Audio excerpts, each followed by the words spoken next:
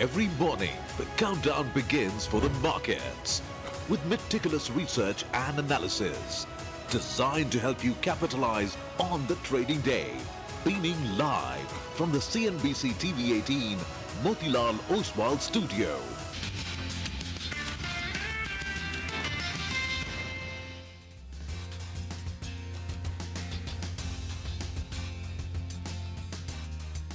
Good morning. You're with us here on a fresh new edition of Bazaar Morning Call. Tuesday morning, we are coming to you live from the CNBC-TV18 Motilal Oswal studios.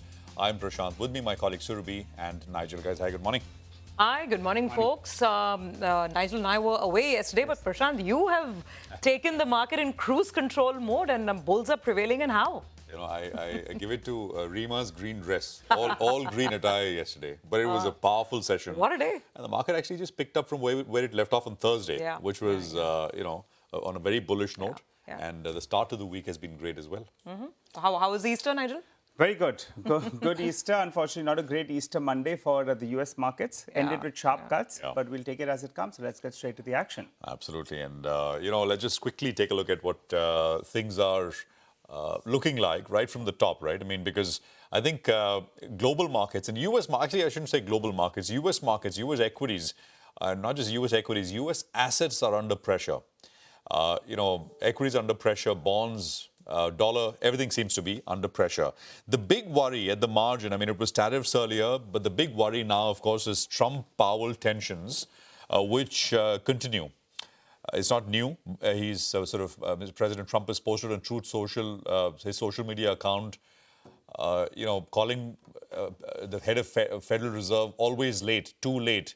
I mean, that's kind of he's sort of tried to make that his name for him when he addresses Jerome Powell. Markets are not liking it.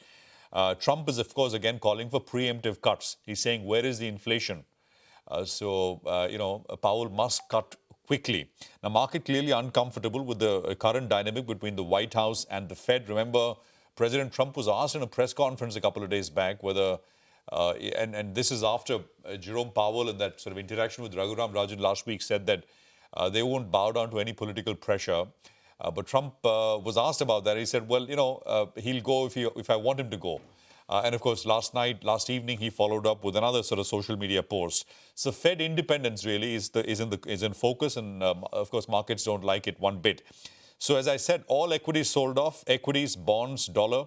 Equities, of course, very sharply. 2.3 lower on the S&P. Nasdaq down 2.5%.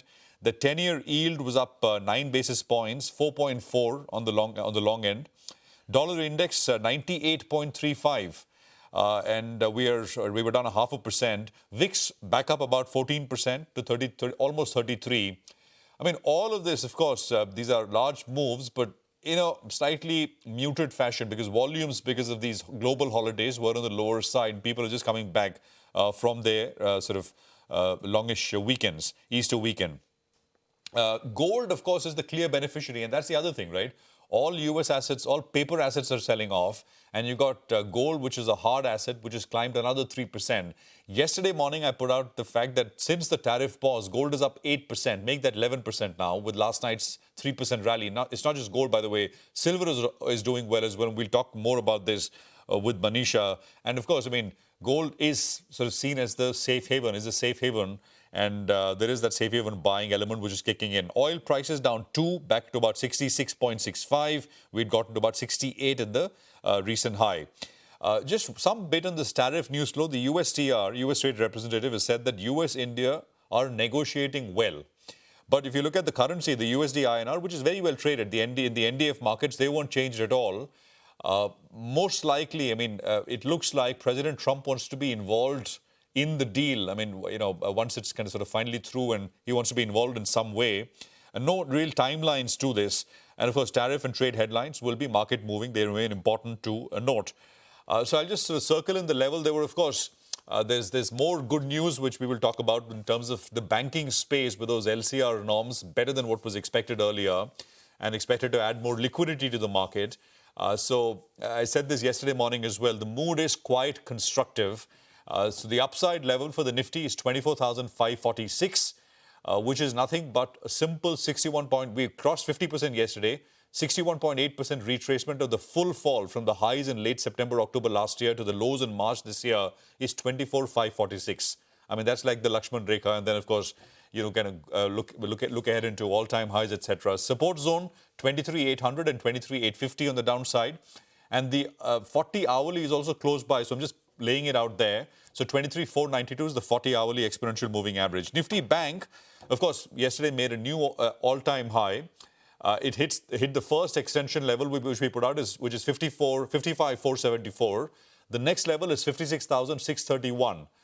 Our indices stretched, most definitely they are stretched. They are overbought. I look at RSI and other technical readings and things are overbought, and we are due for a pause, a correction, a slightly more sideways market because, I mean, it's been one way, about 2,300 points in the Nifty to begin with in about 6 sessions flat.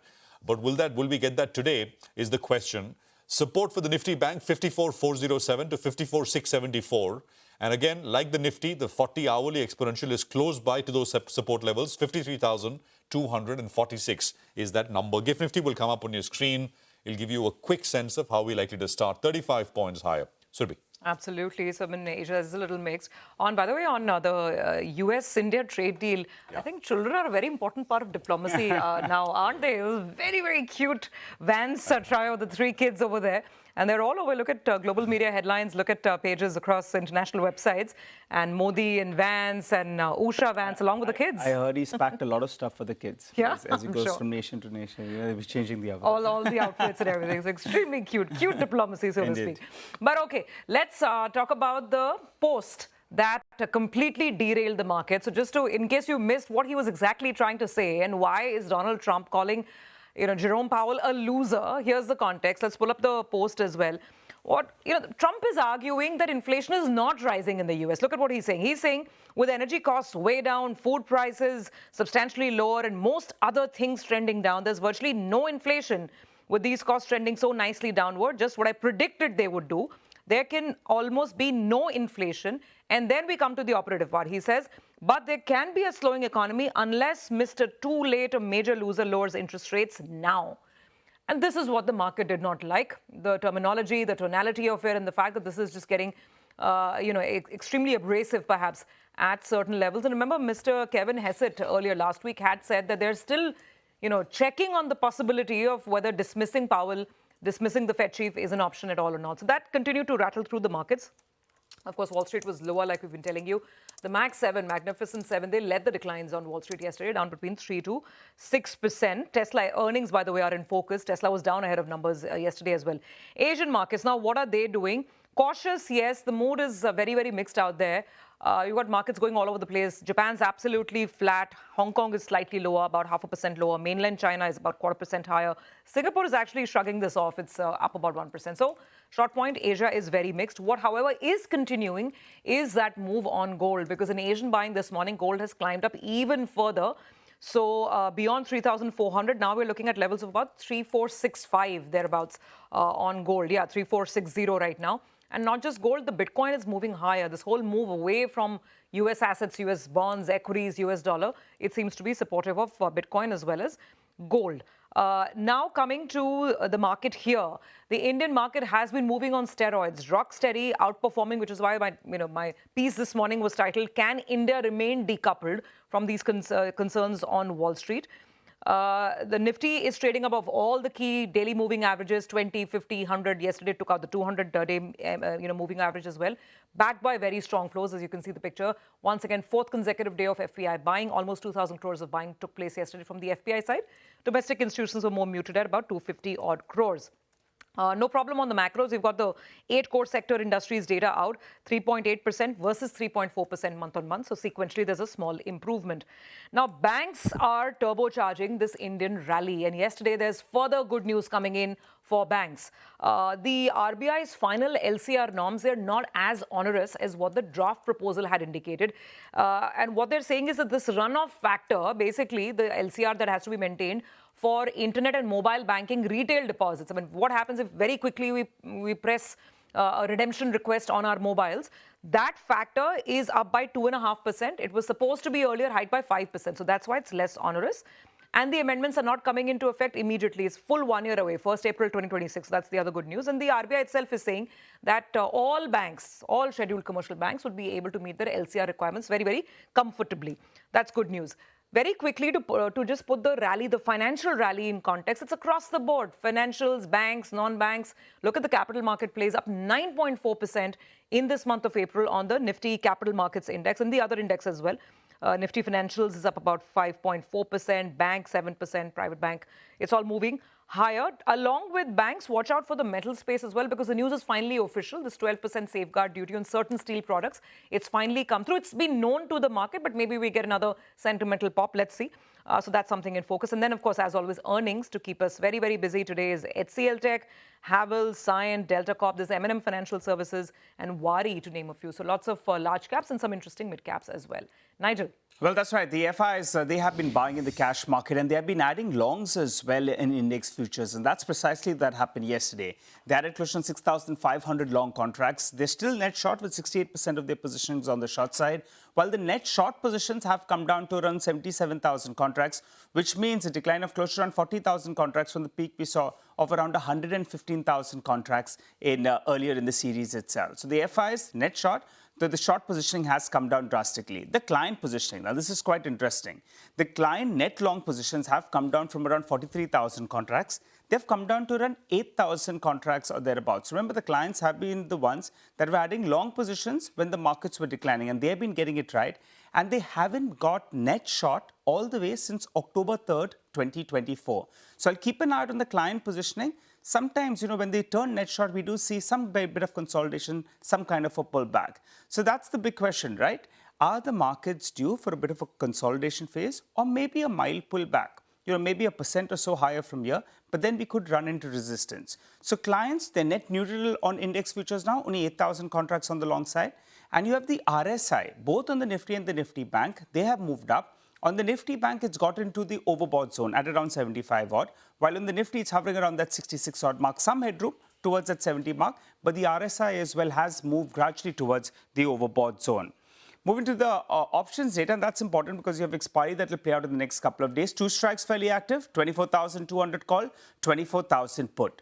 You plug in these levels, you look at the previous resistance levels, and you'll see that the earlier resistance at around 23,800, that will become a bit of a support now. So that's the important mark you're looking at. On the downside, you don't want this to break. Well, the resistance will come in at around 24,300 because that's what the options data is telling us. The RBI have gone ahead. They have revised the LCR guidelines, and they're much better than what the draft has suggested. And because of this, there could be a liquidity infusion into the system to the tune of around 2 to around 2.5 lakh crore, which will be good news for the banking names. So we'll keep an eye out on that. That's the one that's been leading this rally. Keep an eye out on the Nifty Bank. But just for today, given that the global markets are in a bit of a flux, I'll keep an eye out on the consumer sector as well as the FMCG names, because UBS, they have gone ahead, they've upgraded a couple of names in there, and notably Colgate as well as Britannia from sell, they have moved it to buy. So I'll keep an eye out on this pack. It's protected from the broader market, from the global volatility. So we'll keep an eye out on both these two names as well. All right, Nigel, thank you very much for that. So that's the sort of roundup as we see it. By the way, news at the bottom of the screen, I'll just make a quick mention of it and then Nimesh will take it forward a little later. 361, we reported this first on D Street Chatter that there perhaps could be a strategic entry of a large foreign global MNC into the wealth management business, which is 361.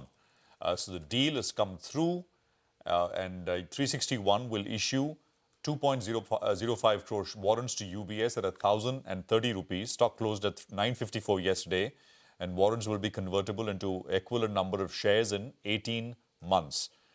So we'll put out exact numbers in terms of percentages, etc. They're going to acquire India wealth business and stockbroking services and distribution business.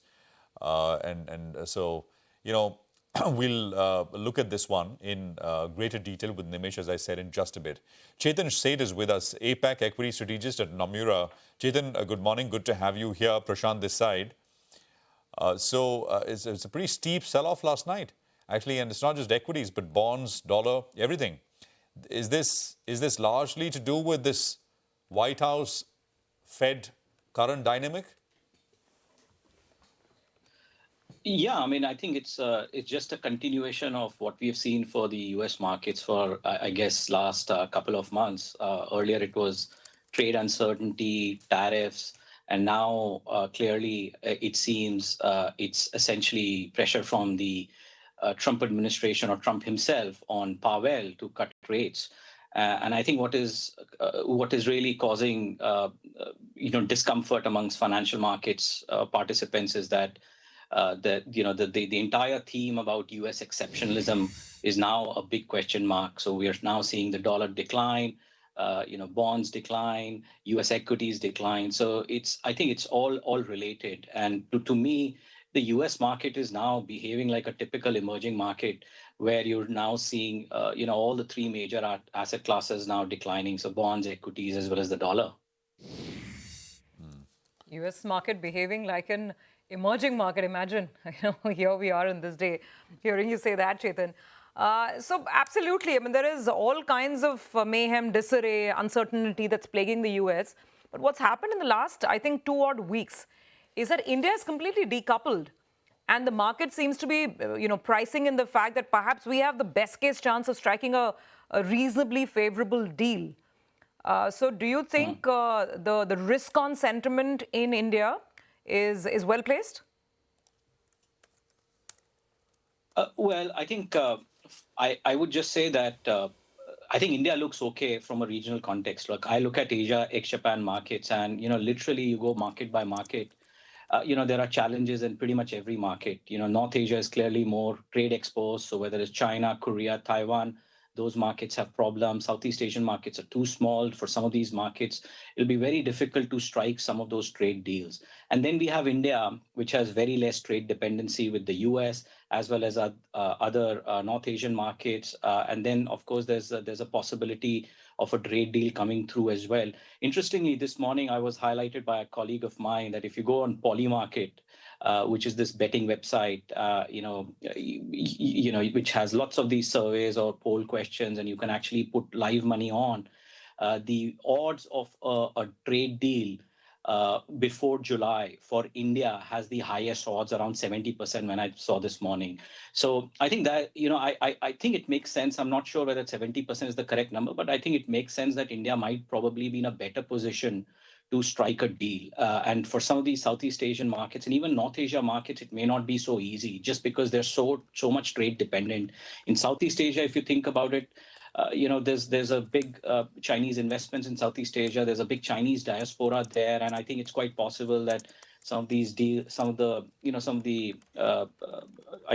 negotiations probably will include isolating China from trade, which is not going to be easy for some of these nations. So I think in that stead, India looks okay, but that's not to say that stocks are out of the woods. I think it's going to be choppy. I think the market might also consolidate because at the end of the day, if let's say US equities is under pressure, the issue with India still is that we are at like 21, 22 times. It's not a cheap market. So stocks are not out of the woods. All right. Hi, Chetan. Good morning. Good to see you in. Nigel on this side. On that note that you all put out in March, you all called out peak pessimism when the tariffs were announced, and that worked out well because you all had called out for Asian equity markets as well doing well if there is a drawdown. Now, what do you do from here? Because as you mentioned, India is not out of the woods. We have rallied close to 10% from the recent low, though China as well is in a bit of a sticky spot. And over the last 6 months or so, China actually has done a relative outperformance in comparison to India. From here, within the Asian markets, what's the preference? And has India, post this run now, will you all not be so optimistic on prospects?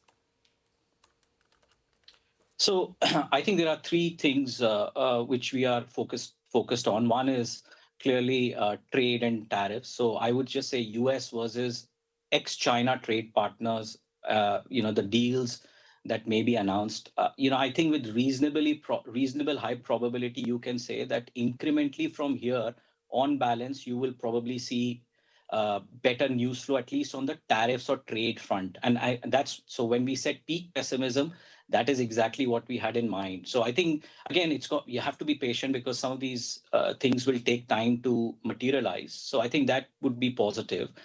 I think the US-China trade deal, which is the second one, I think it's going to be very difficult. At least my sense is that some of the issues or which US has with respect to China, these issues cannot be resolved quite quickly. And the longer these issues last and we don't see any sort of deal or some sort of a compromise between these two large economies, it will also have impact on pretty much the global economy as well as global financial assets, I would say. So I think that's the other thing. And the third one is what happens with the US economy. I think that obviously is dependent on point number one and point number two, what happens on the trade front. And I think only in months, few months' time, we will know whether the US economy is undergoing a recession or there is kind of softish landing and data holds up. I would just say that it's going to be choppy. It's going to be volatile. Incrementally, news flow, at least on the tariff front, might be positive, but that does not mean that we are out of the woods, because in the end, I think the market will very intensely scrutinize how the US data, hard data, will emerge in the months ahead. I think the question is whether it's going to be bad, which is kind of expected, or it's going to be very bad, which I think is not priced in and not expected. All right. Jitan, we'll leave it there. A good conversation as always. Thank you very much for joining us with that perspective. We'll take a quick commercial break here, but let me just quickly run you through the corporate interactions which are lined up here. 8:35, we'll have the analyst from Bernstein.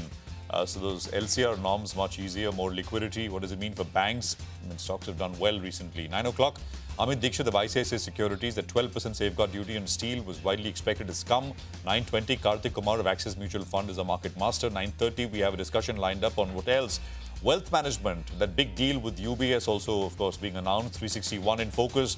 But this is an industry conversation at 9:30. 9:40, we'll get you excerpts of our exclusive conversation with Manappuram Finance. At 9:50, you'll hear from Systematics Group. They join in to discuss expectations from pharma sector, which is the QSQT sector today. And it's the economy. Lata at 10:15 in conversation with Mitul Kotecha of Barclays and Suyash Chaudhary of Bandhan Mutual Fund, beg your pardon, why US bonds falling and Indian bonds rising. Time to slip in a quick break. We've got a lot of stock-specific action track for you. Get to that in just a bit in our special Top 10 segment. We're looking at 361 WAM, banking stocks, steel makers, Pidhi Engineering. We have Mahindra Logistics, Himadri Specialty, Wari Energies. You have Premier Energies as well, Vedanta, and HE Infra. 10 out of 10 expected to react positively. Slip into that break, get into further detail on all of these names.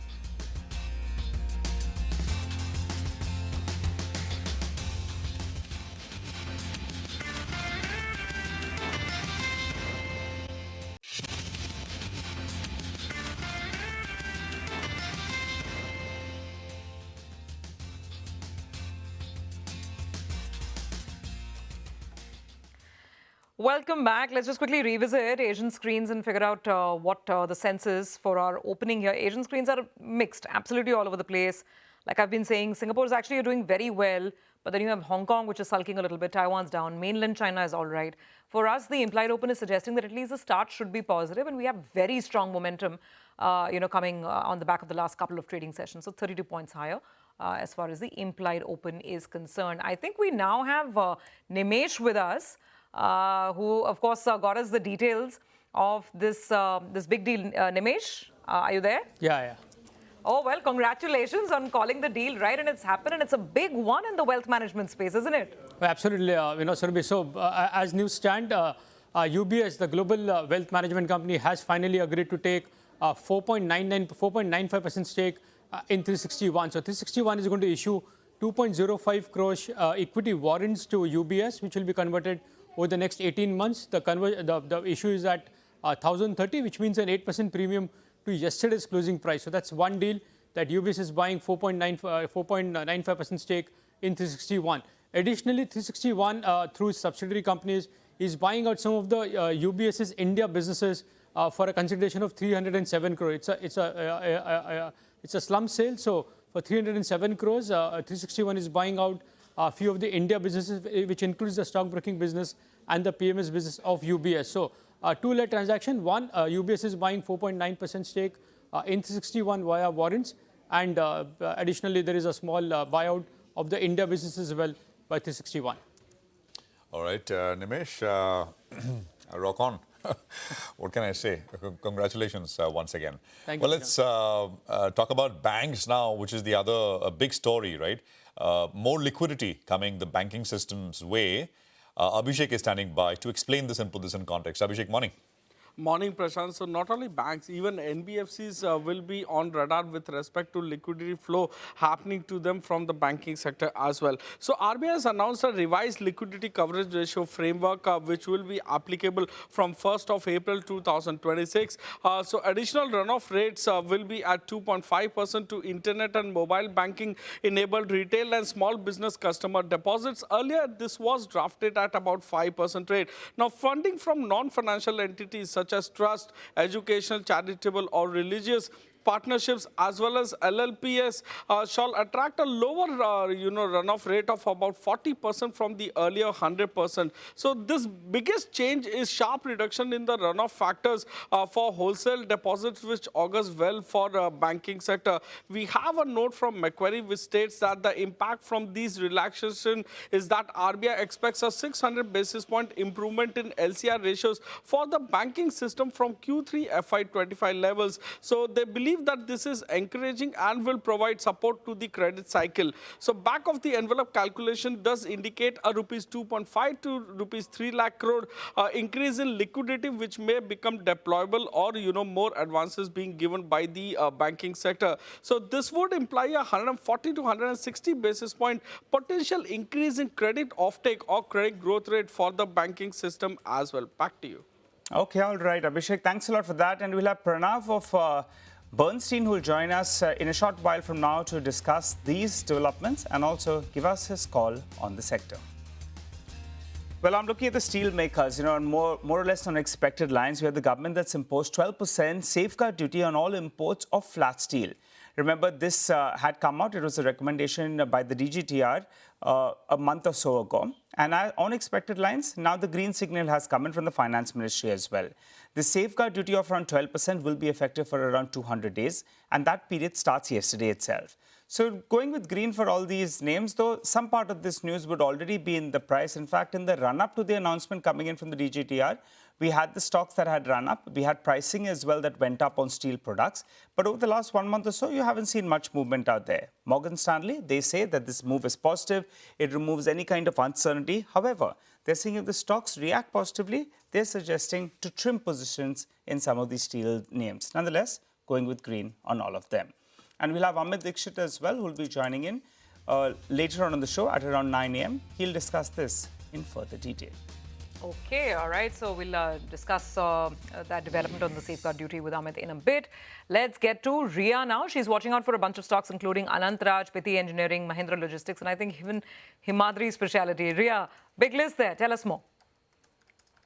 Well, yes, good morning. Let's first take a look at how Pitti Engineering has performed in Q4 of FY25. Now, the net profit has seen a decline of around 22% over the previous year. But if you take a look at the revenue and the EBITDA, those have increased by around 40% and 55% over the previous year in Q4. For FY25, they've also achieved their highest ever consolidated annual revenue, EBITDA and net profit. If you look at the sales volume, that has increased by over 50% on a year-on-year basis in Q4 of FY25, and the sales of the key segment, which is the loose laminations and low value added assembly segment, are also up around 26.5% over the previous year. Moving on to Mahindra Logistics, the net loss this time around has narrowed to 7.8 crores versus a loss of 12.9 crores that we saw in Q4 of last year. The revenue has seen an increase of around 8% over the previous year, which was driven by robust performance in the 3PL contract logistics segment, new service offerings and strategic account additions as well. They've also appointed Hemant Sikka, who was the president of the farm equipment business, to the CEO of Mahindra Logistics. Now, Motilal Oswal has said that the operational performance this time around for Mahindra Logistics has largely been in line with their estimates. The order intake remains strong and the volumes have also picked up in the B2B express business, but the express business still continues to struggle due to pricing pressure and client churn as well. Lastly, for Himadri Specialty, the net profit is up around 35% over the previous year in quarter 4 of FY25, but the revenue has seen a decline of around 3.5% on a year-on-year basis. The margins, though, have seen quite a healthy expansion, coming in at 20.6% versus 15.3% that we saw in quarter 4 of last year. If you look at the sales volumes, those have increased by around 16% on a year-on-year basis in FY25, but for quarter 4, the sales volumes have declined by 4% over the previous year. The company has also said that operations at Birla Tyres are going to commence in June of 2025, and they've also approved the acquisition of 100% stake in Elixir Carbo Private Limited for rupees 7.5 crores, and we're expecting all 3 of these stocks to open in the green today.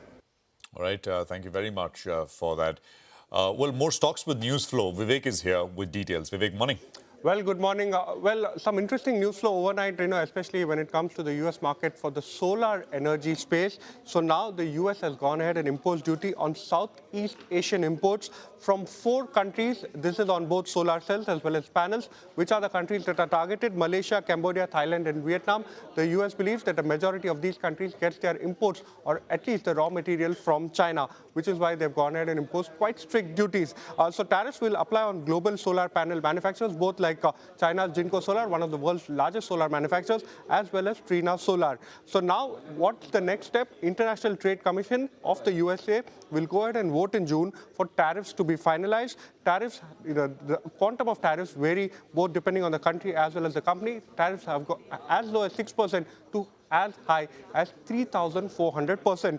Now, when it comes to Waaree as well as Premier, remember, both of these companies do export to the U.S. market, so they will now benefit from a much fairer or playground when it comes to the actual prices.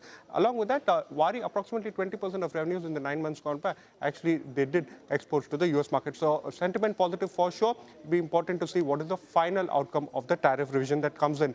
Vedanta, an important development coming in. Remember, there were worries about the company's ability, or the parent company's ability, that is VRL Vedanta Resources, to go ahead and service their debt obligations. Yesterday, one of the promoter entities that held close to 40% stake in the company, known as Twin Star Holdings, has entered into a facility agreement with a whole host of lenders, including Barclays Bank as well as First Abu Dhabi Bank.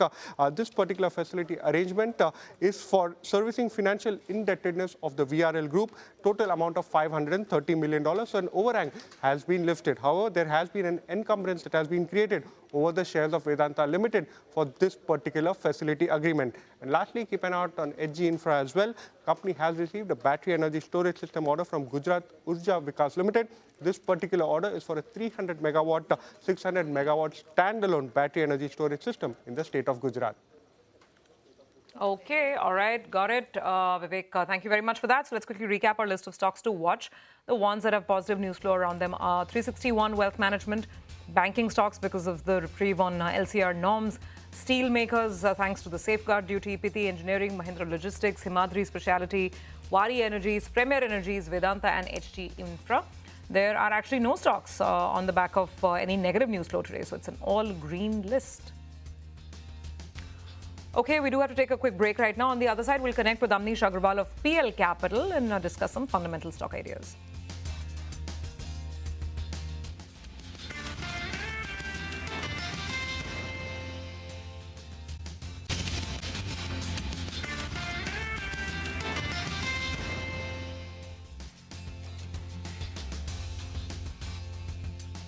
Welcome back. You're tuned in to Bazaar Morning Call. Well, to help us out with some more fundamental analysis, we have Amnesh Agarwal, Director Institutional Research at PL Capital. Hi, Amnesh. Thanks a lot for joining in. Well, I wanted your view on these consumption/FMCG stocks. I'm looking at a UBS note. They have gone ahead. They have upgraded a couple of stocks, namely Colgate as well as Britannia. They believe there are enough tailwinds for the space from here on, be it on the consumption, be it on earnings growth, as well as it's a place you could hide given the global uncertainty. Would you agree? And what are your top picks? Okay. Hi, Nigel. You see, as far as your consumption space is concerned, definitely, I think there is some sort of a stability which is coming in. I won't say that there is too much of a momentum right now. Most of the companies in Q4, they are not likely to show any marked improvement on what the situation was in 3Q. But in the backdrop of a normal monsoon, some expected benefits to come to the middle class from the tax cuts, the and the inflation cooling down, there is a strong probability that the growth rates, particularly on the volume side, they will start reviving over the next few months. Now, if you look at, say, most of the companies in the sector, I think they are all running at the peak margins, except maybe you can say cases like Britannia or ITC, or some of the, you can say, palm oil users, which earlier were reeling under very high raw material prices in the, you can say, last 2-3 quarters. So I think incrementally, is there money on the table to be made in the sector? The answer is yes. Will the stocks give you very electrifying returns? The answer is no. But at the same time, I think if you purchase them at the right time, I think many of the stocks have the potential to give you 10 to 15% kind of the returns over the next 6 to 8 months. Particularly if you look at, say, global backdrop, I think the Indian markets today are rallying because there was a big sell-off which was happening from the last 4 to 5 months. Now, if I look at on the other side of it, whatever is happening on the global macro front, I think there is likely to be some impact on the growth rate in many of these developed countries in particular. So to that extent, I think the sector looks good. And I think if the leading stocks can give you 10 to 15% returns over the next, say, 6 to 9 months, I think that doesn't look bad at all. Now, as far as our recommendations are concerned, Britannia is one stock which we are pitching right from 4,600. So Britannia is one. The second stock which we are pitching currently is ITC. And the third one, which is not exactly in the staple space, is Titan Industries. Okay. So those are some of the picks on the consumer side. Got it. Amnish, hi, good to have you on. Well, the deal of the morning is in the wealth management space, and it's really booming, isn't it? And UBS is, I guess, money is now walking that talk. They're showing commitment, buying almost close to 5% equity in 361. And, there's a sort of cross synergies benefits as well.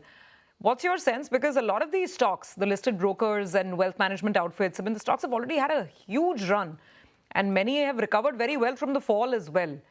Would you be a buyer of anything here?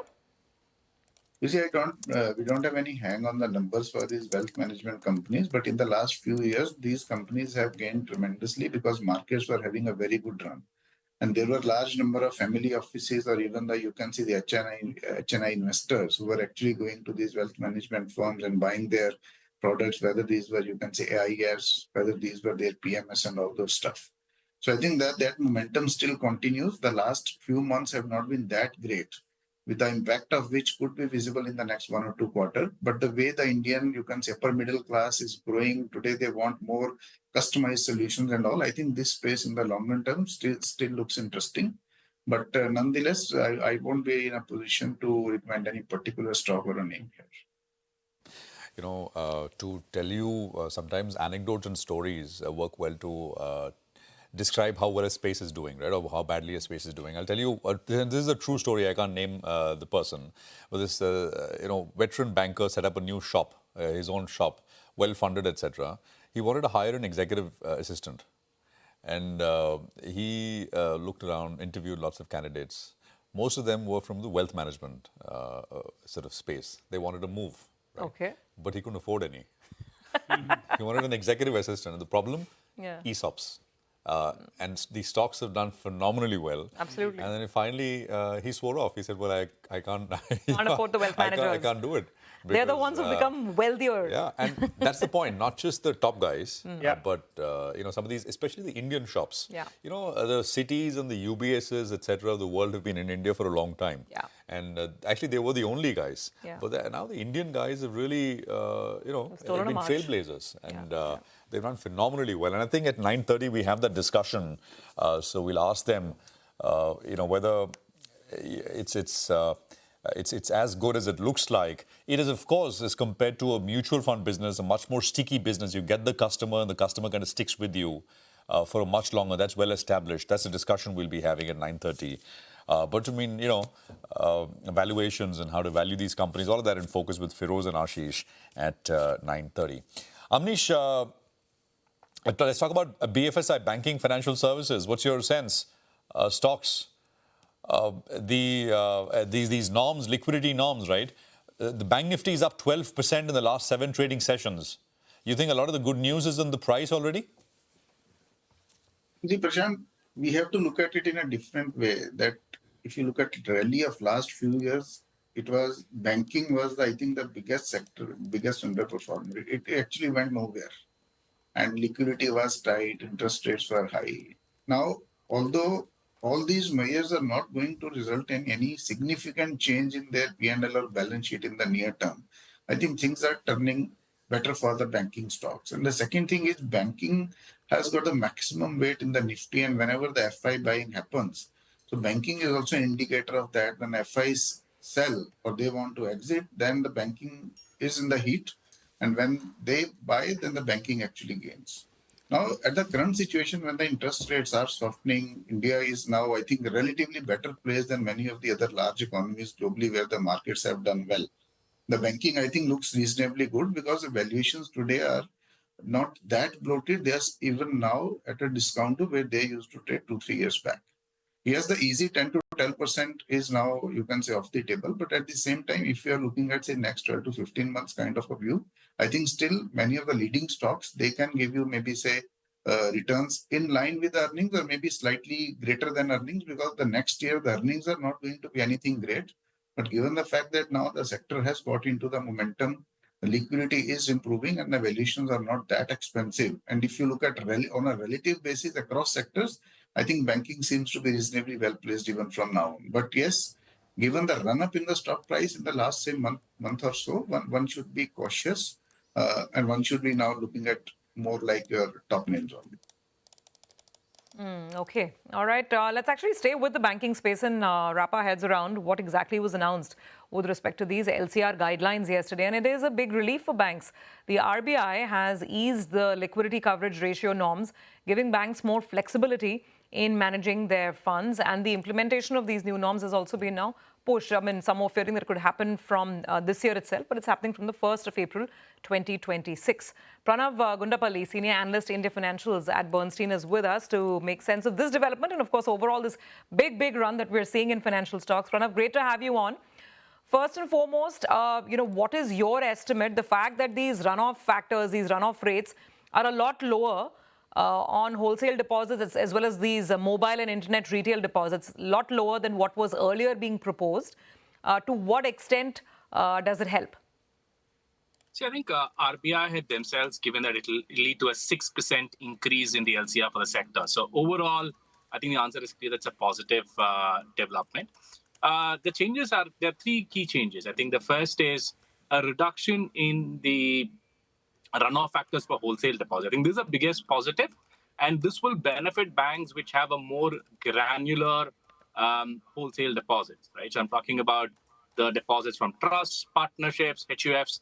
I think some of the large private sector banks and some of the larger public sector banks have a greater share of these deposits, so they might stand to benefit a bit more. The other two changes are net negative. One is an increase in the runoff factor for retail deposits. It's lower than what was expected, 2.5% runoff versus 5%, but still a negative for banks with high share of retail deposits. So someone like a Federal Bank, for example, will see a greater impact from this particular change compared to the others. The third is a reduction in the HQLA numbers because of a haircut. But put all of these three together, I think it's still a net positive for most of the banks. And this is in addition to a series of steps that RBI seems to have taken to ensure that growth is revived, or at least there's no further slippage in growth across the sector and the broader economy. Pranav, that's on LCR, and I mean that I think was the only one regulatory overhang or the small niggle, and that's also very clearly been done away with now. But overall, if you're looking at the results also that are coming in, it's absolutely fabulous blue skies, right? You can't complain. There's decent growth. Margins have not fallen as much. Asset quality seems stable. Growth in many cases, even deposit growth is beating very subdued estimates. I mean, I'm talking about the recent numbers, HDFC Bank, ICICI Bank, etc. So how are you placed on large banks, and how much of this optimism, how much of this, these good numbers are already in the price? Not a lot. Okay, we are bullish on the overall large private sector bank SPAC, right? I think they are well set up and with average valuation, maybe even below average valuations, but clearly above average profitability and growth. So the setup is good for the large private sector banks, and we're bullish on that whole pack.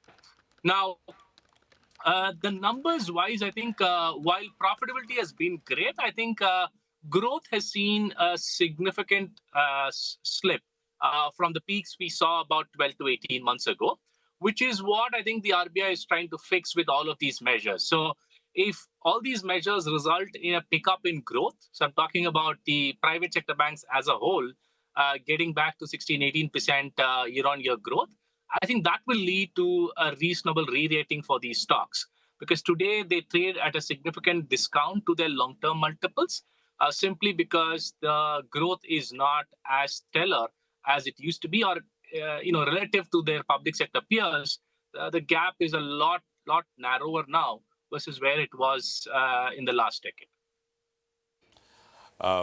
Pranav, hi, good morning. Prashant here. I think not dark horse, you liked IndusInd Bank, Pranav, right? Yes. The last time we spoke. Yeah. Yes. It's up 20% in, four sessions now. 15 last week and 4-5% yesterday. Best performing, bank. Of course, here the issues were much deeper and there's the broader tailwind, but also I guess valuations got very attractive, as you pointed out. So good to kind of sort of spot that. What now on IndusInd in terms of valuations, etc., and also give us a sense of valuations overall. Okay. See, I think let's talk about IndusInd first. I think IndusInd right now is, I think the valuation as well as the stock performance will probably be determined by what happens at the management level. I think from a numbers perspective, with the MFI issues largely done for the sector and set for a recovery maybe in the first or second quarter of this year, I think from an operating metrics perspective, the concerns are much less. I think the big catalyst for the stock remains the management change. They have a deadline, 1-year deadline for the existing management, and the change has to be recommended to RBI a lot earlier. So getting a credible private sector candidate and more importantly, RBI approving that candidate, I think will be the big catalyst and big reassurance for investors. I think that's the big catalyst to watch out for. And what makes it still attractive from a risk-reward perspective is the cheap valuation. I think for the numbers that IndusInd has generated in the past or can generate going forward, the valuations are cheap because of this overhang on the management. With that getting settled, we should see a reasonable up move on the stock. On the valuations for the overall sector, we think despite the run-up in the last few weeks, the valuations for the sector is still in line with the long-term average, with the private sector banks still trading at below average valuation multiples. So as a pack, if you take the top 4 banks, I think on a price-to-book basis, they're still lower than the long-term average. So a reasonable upside remains, apart from the healthy compounding that they can deliver. So still quite attractive from the large 4 private sector banks perspective. Okay, so large 4 private sector banks still looking good. And since we have you with us, what about NBFCs? I think, Bajaj Finance, SBI Card, these are some of the stocks that you have on your radar. What's the story here? I think NBFCs have seen a nice rally in the year so far, thanks to increasing or expectations for rate cuts increasing, or the quantum of rate cuts are increasing. I think that's led to the nice rally, plus the reduction of concerns on asset quality. I think those 2 factors helped drive the nice rally. And then you also had some growth stimulus in the form of tax cuts, which is expected to drive growth back up for some of these names. Now, our concern on the NBFC stocks is more on the valuation. We think most of the good news is priced in. And if we were to assume even sharper rate cuts to justify the valuation, our concern is that those rate cuts will come only if the growth is getting softer, right? So it's unlikely that you will see a return back to 30-40% growth levels, and RBI continues to cut rates at an aggressive pace. Both might not happen together. So if only one of the 2 happens, then maybe the valuations seem a bit of a stretch at this point. Okay, all right. Pranav, appreciate you joining us. Interesting thoughts there. Thank you very much for the perspective. You have a good day. That's the view coming in on financials from Bernstein. They still like a lot of the large banking names, saying there's still some value left on the table. Take a quick break on that note, come back on the other side, and of course, we continue our conversation with Amnish and also have our technical experts joining in with today's trading setup.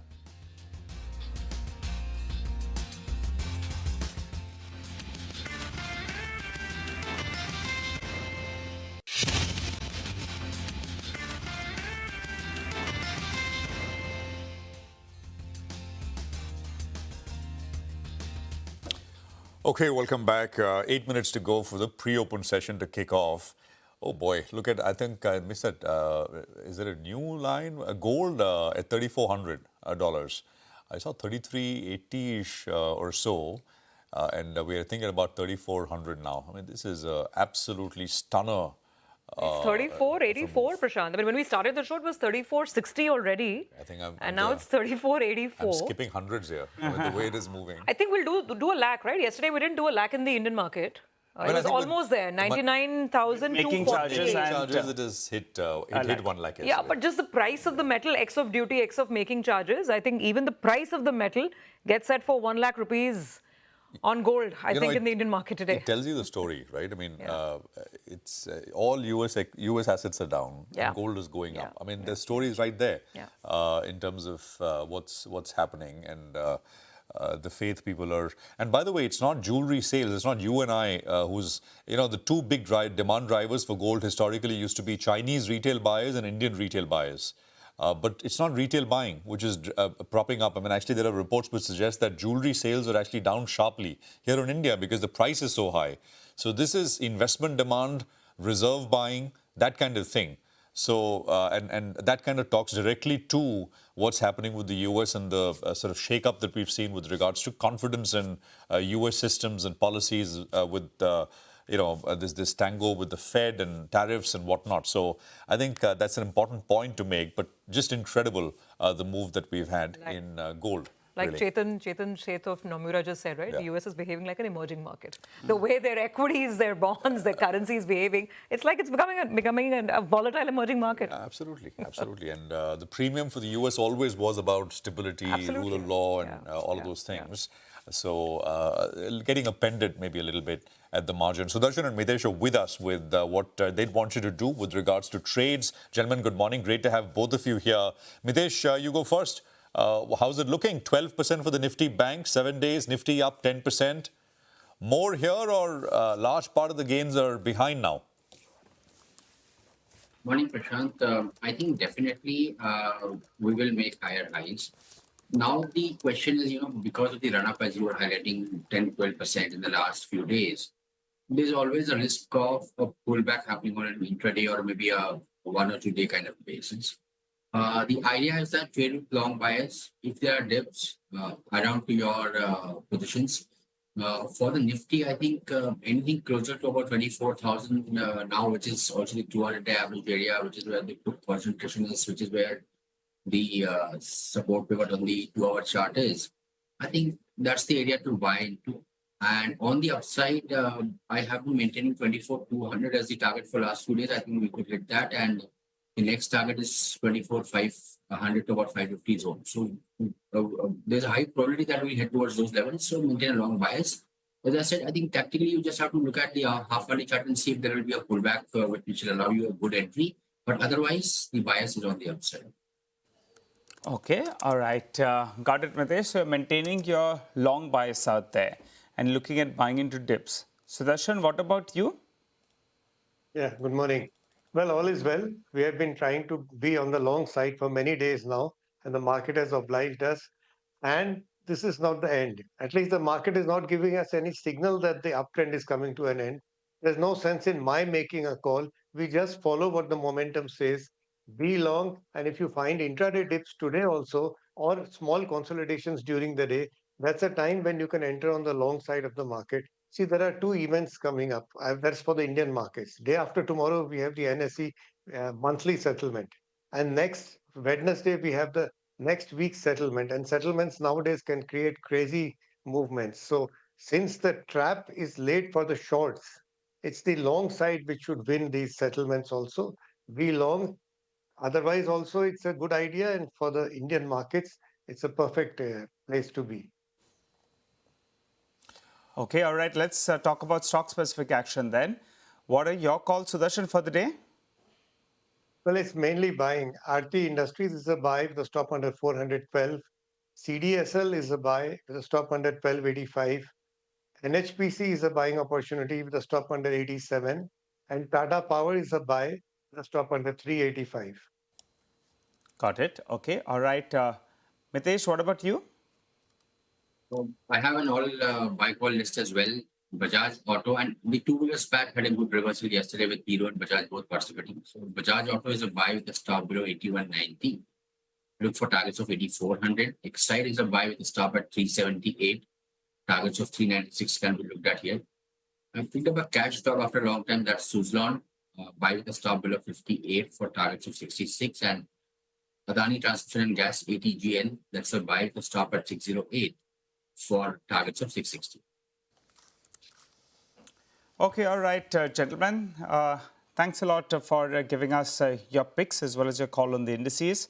For the time being, we'll slip into a short break. You come back, we'll get you pre-opened rates. We'll also have Amit Dixit, analyst at ICICI Securities. He'll analyze the government's official announcement that the 12% safeguard duty is now already at play. Stay with us. We'll get some analysis going.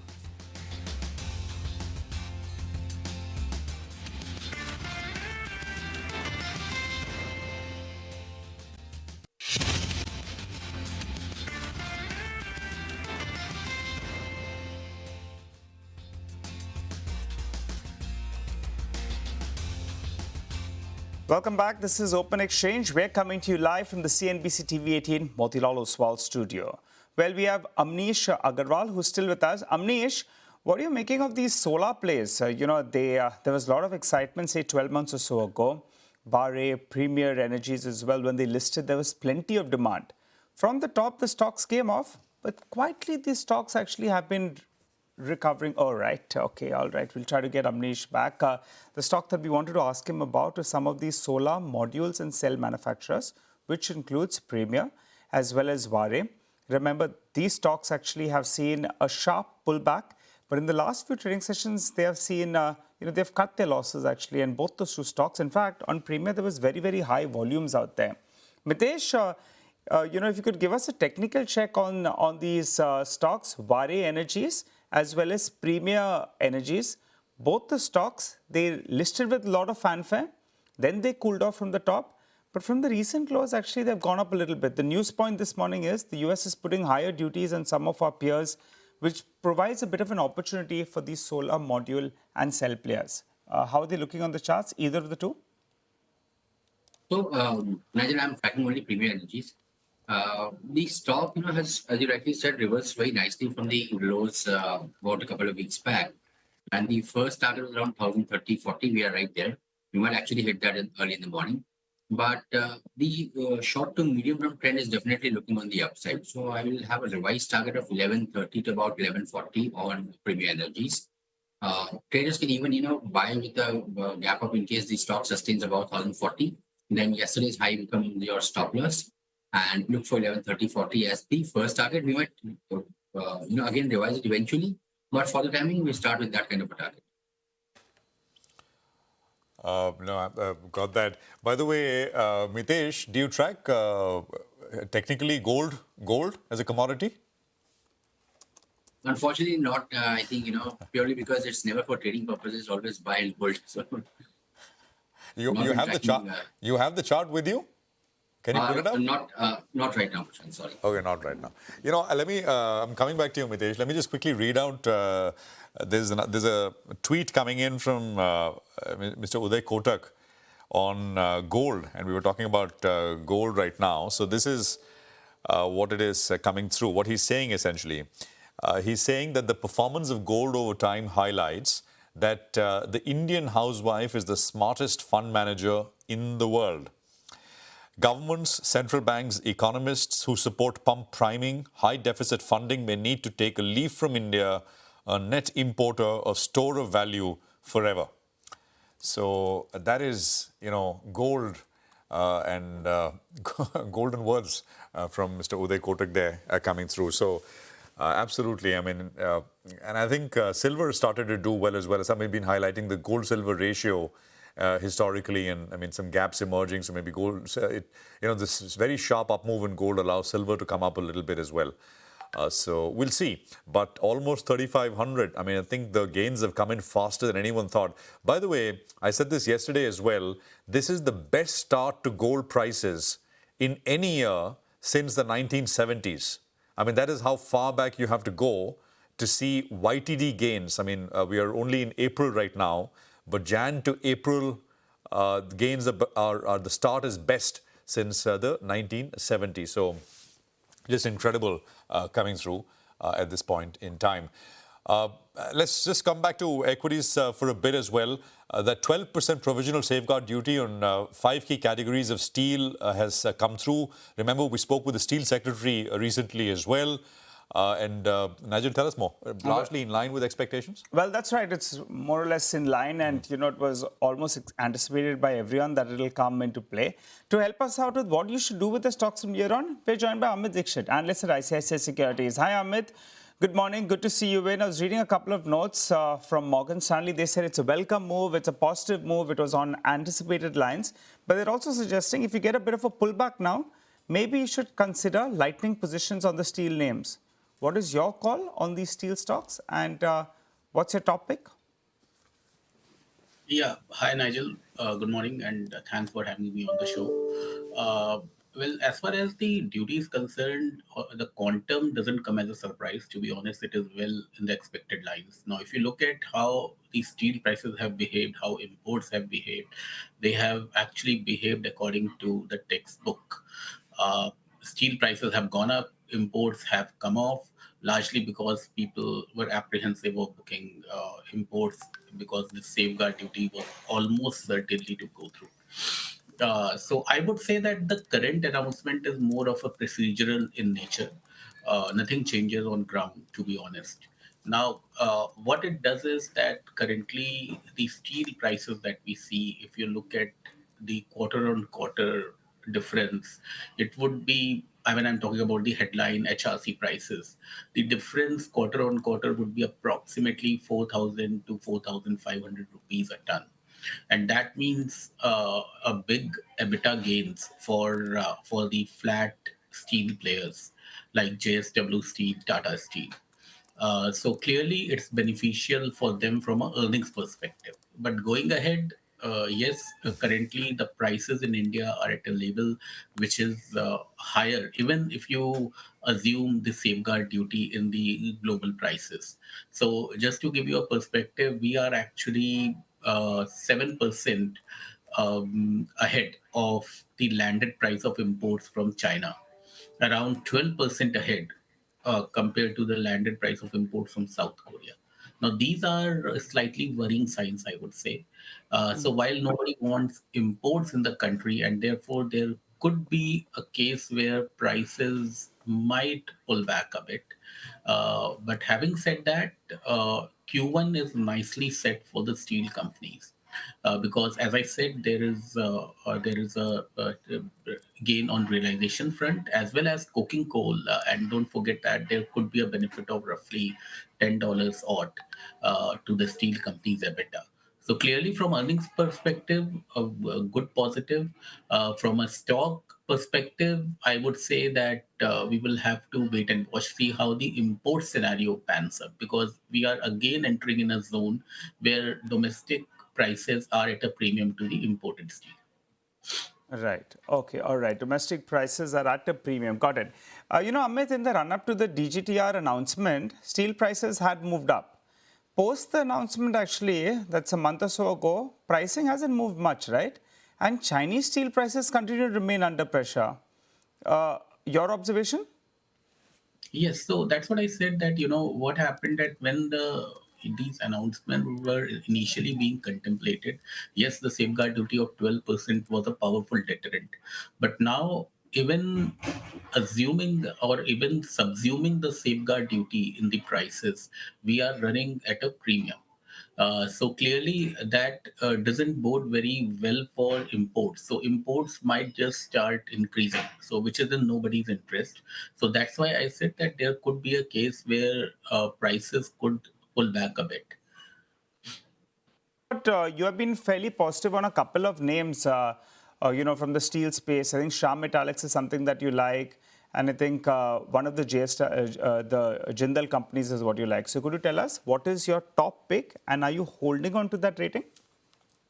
Yeah, so we are holding on to that rating. As I said, that from earnings perspective, it's quite positive because prices, as I said, 4,000 to 4,500 rupees a ton positive movement. Our top pick in the space is JSW Steel, followed by Tata Steel. In the smaller names, of course, we like Shyam Metallics. So our target prices remain the same and the ratings remain the same. We are quite positive overall on the space. Okay, all right. What about the non-ferrous names? Do you like anything over there? Because, Hindalco saw a big pullback. Valuations have become fairly good now. You also have Vedanta. There's a special situation playing out there. And it's been a very, very volatile stock. It corrected from 480 all the way to around 350. And now it's bounced back a good 20% from the recent lows. Yeah, so non-ferrous is also, something that we like at this price point. In fact, we like both Vedanta and Hindalco.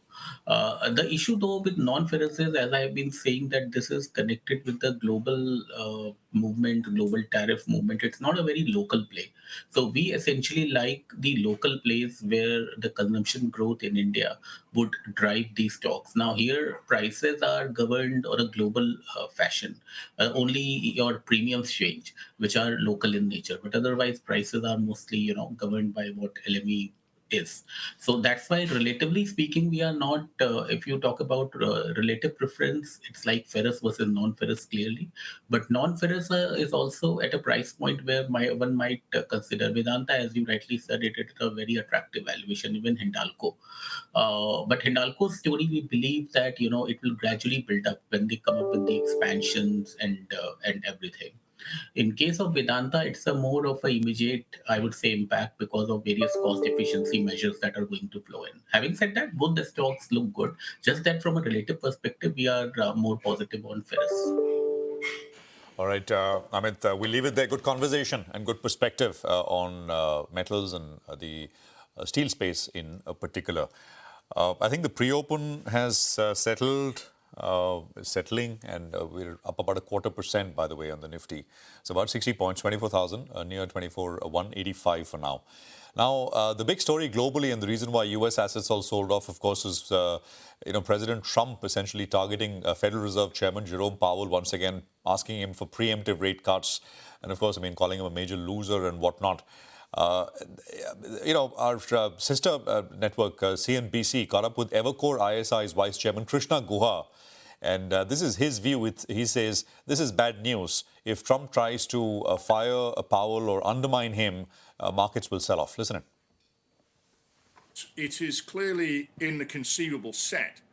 It's something that we have to take seriously, as a risk, and I think a serious risk to markets. I think we're already seeing, like right here and now, in the equity futures, in the dollar, in the bond yields, we're seeing a clear signal from the market that it doesn't like even the idea that the president might try to remove the Fed chair. There's been some loss of confidence in U.S. economic policy making in recent weeks. We've seen that in this very odd combination of upward pressure at times on longer-term bond yields combined with a weaker dollar. That suggests global investors pulling capital out of the U.S. And that's been the story of April 2025. Capital coming out of the U.S. 3-year lows on the dollar, gold moving to historic highs. Okay, let's go back to our technical experts for some final ideas. Nifty is about 60 points higher in the pre-open as of now. Sudarshan, what's your 9-10 call? Well, it's NHPC. Buy NHPC with a stop under 87. Okay, and Mitesh, what about you? I choose Suzlon as a buy call for targets of 66.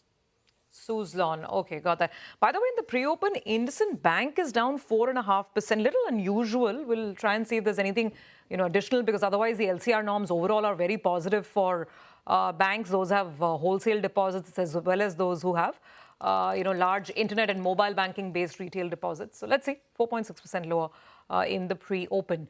Vinny is joining in. She's watching out for Shelley Engineering. Vinny, why is that? Good morning. So before I come to why are we seeing an impact coming in on Shelly Engineering, I just want to take the comments that have come in from Eli Lilly in terms of the announcement that came in for the phase 3 trial of their oral GLP-1 drug. That's spoken about this to CNBC-TV18 previously when the management has joined us. Now this drug, when you talk about it, this is orforglipron drug which has seen a very good efficacy result. The pill has accomplished its goal by reducing diabetes maker A1C and causing weight loss as well. The weight loss that they've seen coming in 40 weeks is almost 8% of the body weight is furthermore seen a reduction. So that is a very positive sign that has come in for the drug. Now, why are we seeing an impact coming in on Shelly Engineering? Shelly Engineering is a company that manufactures device for GLP-1 drugs. So they mainly make the pen that is used for GLP-1 drugs, which is for insulin side. Now, the healthcare segment accounted to around 19% of the revenue for Shelly Engineering in 9-month FY25. Now, if you see more oral drugs coming in, especially for GLP-1, then the use of pens reduce, and that is why we could see an impact coming in. The management was very bullish on this segment as well. They wanted to expand capacity. 125 crore expansion is what they spoke about. Investment for expanding pens from 40 million, what they're producing right now, to around 100 million in the next couple of years. So that is a big impact that one could see coming in if oral drugs in GLP-1 actually start picking up. Vinny, thank you very much for that. And we'll try and touch base with the management as well. As Vinny said, stock was on 10 yesterday. It's up a little bit right now, coming up. Well, let's talk about banks and revisit this space because the LCR norms have come through and they are better for the banking space in terms of liquidity, etc. Abhishek, over to you. Well, Prashant, RBI has announced a revised liquidity coverage ratio wherein they have mentioned that the additional runoff rate will be 2.5% instead of 5% to internet and mobile-based retail and small business customer deposits. The funding from non-financial entities like educational, charitable and religious trust, partnership, etc. will now have a lower runoff rate of 40% versus 100% envisaged earlier. So this is the biggest change in sharp reduction in runoff factors, which augurs well for wholesale deposit-based banks like SDFC Bank, Axis Bank, and some of the NBFCs as well, like Shriram Finance, etc. Back to you. Okay, all right. Got that, Abhishek. Thanks very much. So, of course, banks on our radar. They've been leading the charge higher. This morning, however, the gainers are from the metal space, thanks to that safeguard duty finally coming through. JSW Steel, Tata Steel, probably in leadership position as we kick off. That's 6 seconds to go now. Waiting for the countdown. Absolutely, and it's a 0.25% basically on the trot after all we've seen over the last 2 weeks or so. So what do we have? First rates, 24,170 on the Nifty, 55,428 on the 55,300 plus on the Bank Nifty as well. You know, just settling with that, small up essentially was what you have. 12 and 10% in the Nifty Bank and the Nifty respectively in the last 7 days. So be mindful of that. News is positive, but many times markets are, of course, collectively much smarter and ahead. What do we have in terms of mid-cap index? About 1/3% higher in the Nifty mid-cap index, 54,166. The small-cap index will come up on your screen. And I think there as well, you've got gains which are there, about 0.6%. Yesterday, by the way, both the mid and small-cap indices were up 2.5% each. So it's a good-looking screen to begin the day, especially given the 2.5% sell-offs on the US indices. Interesting. Today, this fall on IndusInd and no specific take on it just yet. Of course, we're trying to find out. Pranav Gundapalli of Bernstein was just actually saying that that's one of his preferred picks from a risk-reward perspective. Valuations are more supportive. Stocks down 5%. That we are seeing as of now on the screen. Okay, what else? The lower side of the screen has Infosys, 2% lower. HCL Tech ahead of numbers, about 2% lower. TCS, so a lot of the bravado of IT stocks is coming off. There's some selling in Hero MotoCorp as well. Bajaj Auto, so the two-wheeler stocks are also fairly cautious this morning. IndusInd is now down 5.5%. Our teams will get you more on this in just a bit. The positive side of the market is metals and some other of banking names. Tata Steel, JSW Steel about 1.5-2% higher. Coal India is also charging ahead. Hindalco as well. The overall metal space, not just steel, is looking good. HDFC Bank is continuing its good form and some more buying on Trent and Eternal, some of the consumer names. But otherwise, now we have some red, 20 down almost on the Nifty. Well, that's right. Keep an eye out on RBL Bank. Massive large trader seen out there. 2.5 crore shares, I think, changed hands. That's close to around 4% odd. Nimesh is giving us some more details. It appears it's a clean out trade from CDC. So that's important. And we'll try to get you some further clarity with regard to the buyers. But clutch of FIs and DIs, that's what Nimish is giving us in terms of a feedback. They appear to be on the buy end. And the good news is that there's a clean out trade from CDC, which could have been a bit of an overhang on the stock, comes up for you on the screen. Other couple of names that are doing well in this morning's trade. Keep an eye on Himadri Chemicals. They came out with a set of numbers. Numbers look quite good. So that stock is up and about. Mahindra Logistics, that's the other name that came out with a set of numbers. That is well quite good. So both those two stocks have opened with sharp gains in today's trading session. You have the metal-related names that are doing well. Tisco is higher. The Nifty has moved into the red though as we speak. And you have the Nifty Bank as well. That's flattened out a little bit. The good news is that you have more number of stocks that are advancing in comparison to the number of stocks that are declining. So you'll take some heart from that. IndusInd Bank now down closer around 6%. Anant Raj, though that's firing away. Large volumes. Anant Raj up 4.5%. Prashant. Well, it is a mixed kind of a start. I mean, we've had boom markets for the last 7 days now, and this is a much quieter looking screen, as we explained in the morning, expected because of essentially the price performance that we've had very quickly. So, is there anything new? I mean, I think we mentioned bulk of what's moving right now. Raymond, I'm not sure if we mentioned, is up 5%. It's got large volumes in it. Anantraj, I think, is up 4%. Anantraj, by the way, is the number 2 volume-led gainer right now on the index. And I think we did mention Vari, 4% or so. Apart from that, I mean, volumes are thin and there are not very sort of well-owned names which are coming as far as the gainers list go. I think Nigel mentioned RBL and that trade which has gone through. Hero MotoCorp is down 2%, so 38. Infi, by the way, right? I mean, is coming off about almost 2%. Numbers were disappointing, but I mean, yesterday, it just was like a hurrah, the results are out and we just want to rally. I mean, all stocks went up sharply. Index, of course, is down 25% YTD, but I mean, numbers were still poor. High yesterday was 1471, is about 50 rupees off the highs of yesterday. 5-star is down about 2.25%. Chola Finance is down about 2%. Bajaj Auto is down 2%, and so on and so forth. AU Bank is down about 1% as well. I think AU reports numbers today, so we'll have to see how things are when those come through. I just wanted to point out, Prashant, this news report, which is out on IndusInd. Yeah.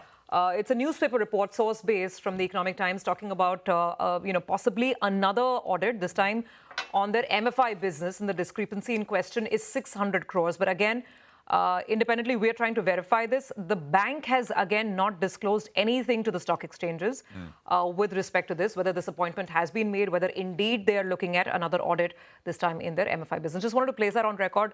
Yeah. No public disclosure on this. It's a press report at this point in time. The stock is reacting. I mean, there's also the 20%, right, which the stock has rallied in the last 1 week. So there are these gains and this news report not helping at the margin. Big volumes, 4 million shares already, with just 4 minutes or so behind us now this morning. Karthik Kumar is with us, fund manager at Axis Mutual Fund. Karthik, good morning. Good to have you with us here. The market's just completely flipped from everything is lost and we're going to be in an uncertain world now for the next 4 years to everything is fixed.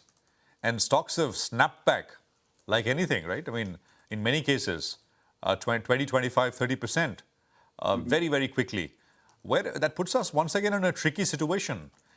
To begin with, India is the best place to get a deal, but I mean a bilateral trade deal. I don't know what the quickest it's been done in, but it's certainly not weeks. It's got to be in months. What is your sense, Karthik, as you look at and analyze the market situation for now? You're absolutely right. So from an house perspective, we believe that the markets will be range bound for a while. See, some of the positive things that we've seen over the last few weeks is lower oil prices, lower commodity prices, US dollar weakening, and incrementally lower selling from FIIs. And in fact, they've turned buyers recently. So all those are the drivers. But having said that, those positives are balanced out by the fact that there is still tariff uncertainty. Markets can digest good and bad news, but uncertainty is something that it doesn't like. And this earnings quarter is also likely to be subdued. Putting both those things together, I think while we've seen sharp corrections and a recovery subsequently, I think the market's more likely to be range bound going forward for these reasons. Okay. Karthik, hi. Good to have you on. Good morning. So what's the sense? The thing is that the pullback rally in India has also been, fairly ferocious and quick, but we're still 6-7% off the peak. So it's not like we've recovered all the losses. 26,000 is still some time away. Do you see this current pullback move continuing to those highs, old highs?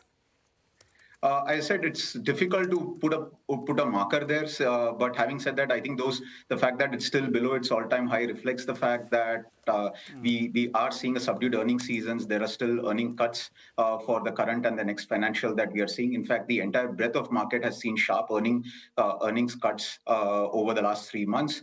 The breadth of earnings revisions is probably at its peak. I think looking at the data going forward, the degree of revisions should start easing off, and the pace of earnings cuts should kind of slow down. But having said that, it reflects the uncertainties and the fact that we are having a subdued earnings season, and that's why we are probably not there at close to all-time highs. But having said that, it's difficult to put a marker there. Hi, Karthik. Good morning and good to see you in. Nigel on this side. Karthik, I think the last time we chatted, you were talking about you were quite positive on healthcare, pharma names as well, while you were relatively underweight on the staples, and that has been the trend actually for the last couple of, months or so. What's your view on staples, though? A couple of sell-side notes have come in, and they are suggesting that maybe now the bad news is in the price. That could be the pocket to hide, and maybe consumption will improve. So from the consumption basket, do you actually like discretionary and you're underweight on staples? Or do you all believe now that maybe the bad news is in the price, so staples is also a pocket you all could look at? We still are selectively have better representation in consumer and discretionary space rather than the staples space. Yes, the staples have kind of lagged over the last few months. But having said that, the earnings expectations and the earnings revisions still reflects the fact that the environment is not back to what it should be, and the growth is not yet fully there. So, which is why, for those reasons, we find there are better pockets within the discretionary space rather than the staple space. So we continue to keep our position, which is being selectively overweight discretionary, selective areas of discretionary, whereas continue to remain underweight staples. And while valuation on an absolute basis compared to their own history might have come off a bit, but relative to markets, relative to other sectors, it's still on the higher side. Okay. Karthik, we were talking about the market recovery. Obviously, two sectors which are global facing, they have recovered the least, and that's IT and metals, right, for obvious reasons. I want to get your take on IT. Yesterday, the stocks were rallying as if, it's blue skies and all troubles are over. Nobody was looking at the really subpar Q4 performance, saying it's already in the price. Today is a slightly more measured day. What's the call you're taking on large cap Indian IT services? Over the last few days have been volatile, but notwithstanding that, essentially we remain close to neutral to slightly underweight on IT, depending on the funds that you're talking about. Some of the uncertainty with regards to the earnings environment for these tech sector, the uncertainty with regards to tariff and its flow through on IT is also reflected in the fact that the sector and the stocks have underperformed substantially over the last 3 to 4 months. So one could argue that part of it is a good part of it is in the price. And so to that extent, what we may see going forward may not be this level of underperformance that we've experienced recently. So we continue to remain underweight to neutral to slight underweight, depending on the funds that you're talking about. Metals is a different story altogether. We still continue to remain underweight metals, and that's more a take on what is happening globally, and that is also reflected in the earnings expectation environment that we see across. No, I got it. By the way, Karthik, any large price dislocation still where the market is, sold off stocks aggressively in anticipation that demand commentary, etc., will weaken? Whereas maybe in your assessment, where that is not the case. So, any large dislocations right now? From a quantitative perspective, what we saw was initially coming into 2025, given the uncertainty, markets really gave up on growth and momentum, so to say, because there was uncertainty in the environment and growth numbers were kind of, market turned skeptical on some of the high growth stocks, and that took a severe beating in Jan and Feb. But what we are seeing right now is market being a bit more discriminating between growth stocks and looking at growth stocks where it is actually feasible. So some of the dislocation that we'd seen back in January and February, where market took umbrage under, let's say, low vol and low risk and shunned growth areas, that is kind of somewhat unwinding, where again we are looking at selective areas within growth and markets a bit more constructive depending on where it is positioned within the growth segment, whether it's external, internal, and so on and so forth. So I think we are beginning to see that discrimination, which was not the case before. Okay. All right, Karthik, thank you very much. We'll leave it on that note. Appreciate you being with us on the show today. Let's just go back to the market and see what trends are picking up. The index is very flat, but at an individual stock level, there's a lot of action. Look at KFIN. KFIN is up another 4%. Then there are stocks which are reacting really well to some of the earnings announcements. Anantraj would be a case in point, 4% up on Anantraj as well. So it's more about individual stocks today, more measured in the market. Raymond is having an excellent morning, 5.5% higher. Alok Industries, we don't talk about the stock usually. I mean, it's an old story then acquired by RIL. Its losses have reduced. Yesterday it reported numbers as well. So it's a small cap name on the radar as well. So individual stocks are doing their thing. On the large cap screen, I just want to point out that there's some very specific selling in two-wheeler stocks today. Hero Moto, Bajaj, these are down about 1.5 to 2%. Otherwise, index is absolutely flat at this point. It's come off the lows though. I mean, so there is that interest is that maybe the fact that we've done so well recently, capping gains there. But as promised, we've got that wealth management discussion lined up, right? What's the opportunity here? But before we go to our guests, let me bring in Nimesh once again on the big deal which he flagged off earlier. UBS coming into 361 Wealth Management. Nimesh, take it away. Hi, Prashant. So it's official now. UBS has bought 4.95% stake in 361. So 361 will issue 2 crore warrants, equity warrants, at a price of 1,030, which is an 8% premium to yesterday's closing price. So that's the deal. UBS is now entering into 361. Additionally, 361 and its associates have agreed to buy out the small businesses of UBS in India for a slump sale of 307 crores. So that's the money 361 is going to pay to UBS for buying out their broking businesses, the PMS businesses.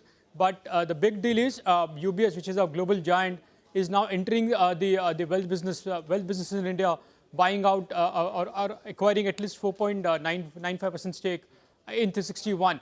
Prashant, this is going to be interesting because the entire wealth space is going to be in focus in the very near term. We also have Nuvama, where there is a large private equity investor who's looking to sell out its stake. So even that could be a potential deal going forward, wherein the PAG, which is a big PE investor, will look to sell its stake in Nuvama. And I understand even there, some very large PEs and strategic investors are interested in buying out that asset as well. So overall, there is a bit of momentum now back in the Indian wealth space, and that's what with UBS now entering into 361.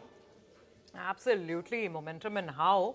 And, if any validation was needed, you're getting that foreign name coming in and wanting to participate in the story. Thank you very much for that, Nimesh, and thank you for flagging off that deal even before it happened. So what lies ahead for the Indian wealth management space? Has the best played out? Is it only the beginning, or are we in the middle of the cycle? Well, let's put that question to Feroz Aziz, Joint CEO, Anand Rathi Wealth, and Ashish Shankar, MD and CEO at Motilal Oswal Private Wealth. Gentlemen, good morning. And for me, it's very special to have both of you on at our 9:30 corporate slot because, you know, all of us have been discussing wealth management and money-making ideas, the wealth creation journey for close to a decade, right, on our personal finance shows. But here we are talking about your business because it has hit such headlines. Ashish, if I could open with you, I was looking at the Motilal Oswal stock, you know, in September of 23, the stock was 213 rupees. Today, it's 680 rupees after the correction. That's the kind of wealth that wealth management businesses themselves have made. Where are we in the cycle, Ashish? So, Sulvi, thanks. I know, when we come on the 9:30 news, we have arrived as an industry. So good observation. Look, I think the wealth management industry is extremely tailwinded because large parts of the markets are yet to be organized. I mean, if I look at the total size of financial savings in the country, and when I look at the assisted wealth management industry, it's broadly about 20%, if you read all the reports. And there are multiple tailwinds due to which you are seeing liquidity flowing in. So whether it is, monetization from IPOs, monetization from stake sales. Similarly, more and more companies are being generous with their employee stock options, which are also eventually being monetized. So it's a very tailwinded industry on two counts. One is the amount of liquidity that is flowing in. And second is also the fact that, a large part of the industry is yet to be organized. And of course, I mean, as a company, I think we have multiple streams of businesses across capital markets. And as you know, the last 4-5 years have been extremely tailwinded for capital markets as an industry. Yeah, absolutely. Let's bring in Feroz as well. Feroz, so good to speak to you on the 9:30 news, like Ashish is saying, right? Not just let's talk money. But again, the question is, isn't the space also getting very, very crowded? There are foreign banks that are really pushing forward with their private banking businesses. Everybody wants a piece of the pie, which has been dominated by Indian outfits like yourselves. What about margins and profitability metrics from here on? Also, my voice is a little bad, but I'm going to try. Of course, it's always a pleasure, irrespective of the time, to talk to you. Point one is I think the wealth management industry is going to be dependent on the economy, right? If you want to play the India story, wealth management is definitely one of the pieces you will look at, point one. Point two, like Ashish said, there is going to be tailwind, but there are some challenges in the wealth management industry as well. Attrition is one of the largest challenges. Anybody who's been able to solve it is who will have a gathering mass, because rolling stones gather no mass. So the kind of attrition wealth management industry has been seeing historically, that needs to change. That's point two. Point three, you said everybody wants a pie, a share of the pie, but it doesn't happen that way. If you look at 10 years back, I'll read out some numbers. 2014, if you look at the top 10 mutual fund distributors as a proxy of the wealth management industry, you would see 3 MNC players, Citi, Hong Kong, HSBC, and you would also see Deutsche in the list of mutual fund distributors. Today, you don't see any MNCs in the top 10 distribution. Indians are relying on Indian names. That's one clear trend which is emerging. I personally think the regulatory framework and the evolution of the regulatory framework is behind us. So the regulatory risk over the next 10 years is far lower than it was in the rear view mirror. So these are some of the challenges, but I think it's a big opportunity. If you want to play wealth management industry, which is a part of the Nifty Capital Market Index, that's a more broad-based thing than just a specific wealth management part of the value chain. Thanks for joining us, Ashish and Feroz, and so good starting points both of you make there. Prashant here. Ashish, you said, right? I mean, large parts are still unorganized. Can you give us a sense what percent is, because as there are so many wealth managers, are you saying the opportunity is largely for you guys to take business from the unorganized, so-called unorganized segment, from smaller firms? Is that what the game is now about? Because, a large part of the segment which has the money to be able to sort of, invest and has wealth to be able to manage. I mean, I'm assuming that is well catered to in that sense. So is the opportunity market share gains from here, Ashish? Yeah, so hi Prashant, good morning. So there are two parts to this story. So one is the total stock of savings of households in India, right? So at a $4 trillion economy, total stock of savings is about $12 trillion. Now, if you look at the split, RBI gives that number regularly. Almost 50% is real estate, and rest of it is spread across gold, financial assets, and certain other holdings like jewelry, etc. Now, two things are happening. One is, like Firoz mentioned, the growth of overall financial assets and savings is dependent on the economic growth, right? Second is, from the stock also, there is more financialization happening. If you look at the number of demats which have been opened, if you look at the savings which are flowing through SIPs into equity markets, right? So there is a certain stock which is flowing into financial markets. Second, of the incremental savings pie, because households still save anywhere between 16 to 18%, of their income, is also flowing more and more into financial assets. Now, if you look at the total stock, and if you look at and then there is a large bank deposit market, which is not necessarily under assisted wealth management. So roughly, I mean, if you go through reports that have been published on wealth management, about 20% of the industry is with assisted wealth management. So I believe there will be more financializations from incremental monetization that is happening in the economy. And B, you will also see a lot of the existing stock of savings, whether it is in physical real estate, whether it is in bank deposits or traditional forms of savings, flowing into financial assets, and which again is, wealth management again being a big beneficiary. So, the industry will grow faster than the economy, but then certain players who have emerged with a strong platform, very sharp focus on this segment, have the opportunity to grow much faster. I mean, we peg the growth, a good player can grow easily at about 20-25%. I got that. Firoz, two questions to you. One is, do you have to go down the sort of wealth curve? I mean, the top end is, I guess, where you make a lot of the money. I mean, now I spoke to a player, a large conglomerate, which is entering wealth management. And I said, well, what segment are you targeting? He said, well, it's open. We're going to be offering our services to whoever wants it. So that is there. So is that happening? Are you also forced, are you and the established players also forced to do it? Sort of move away from the really top end, right?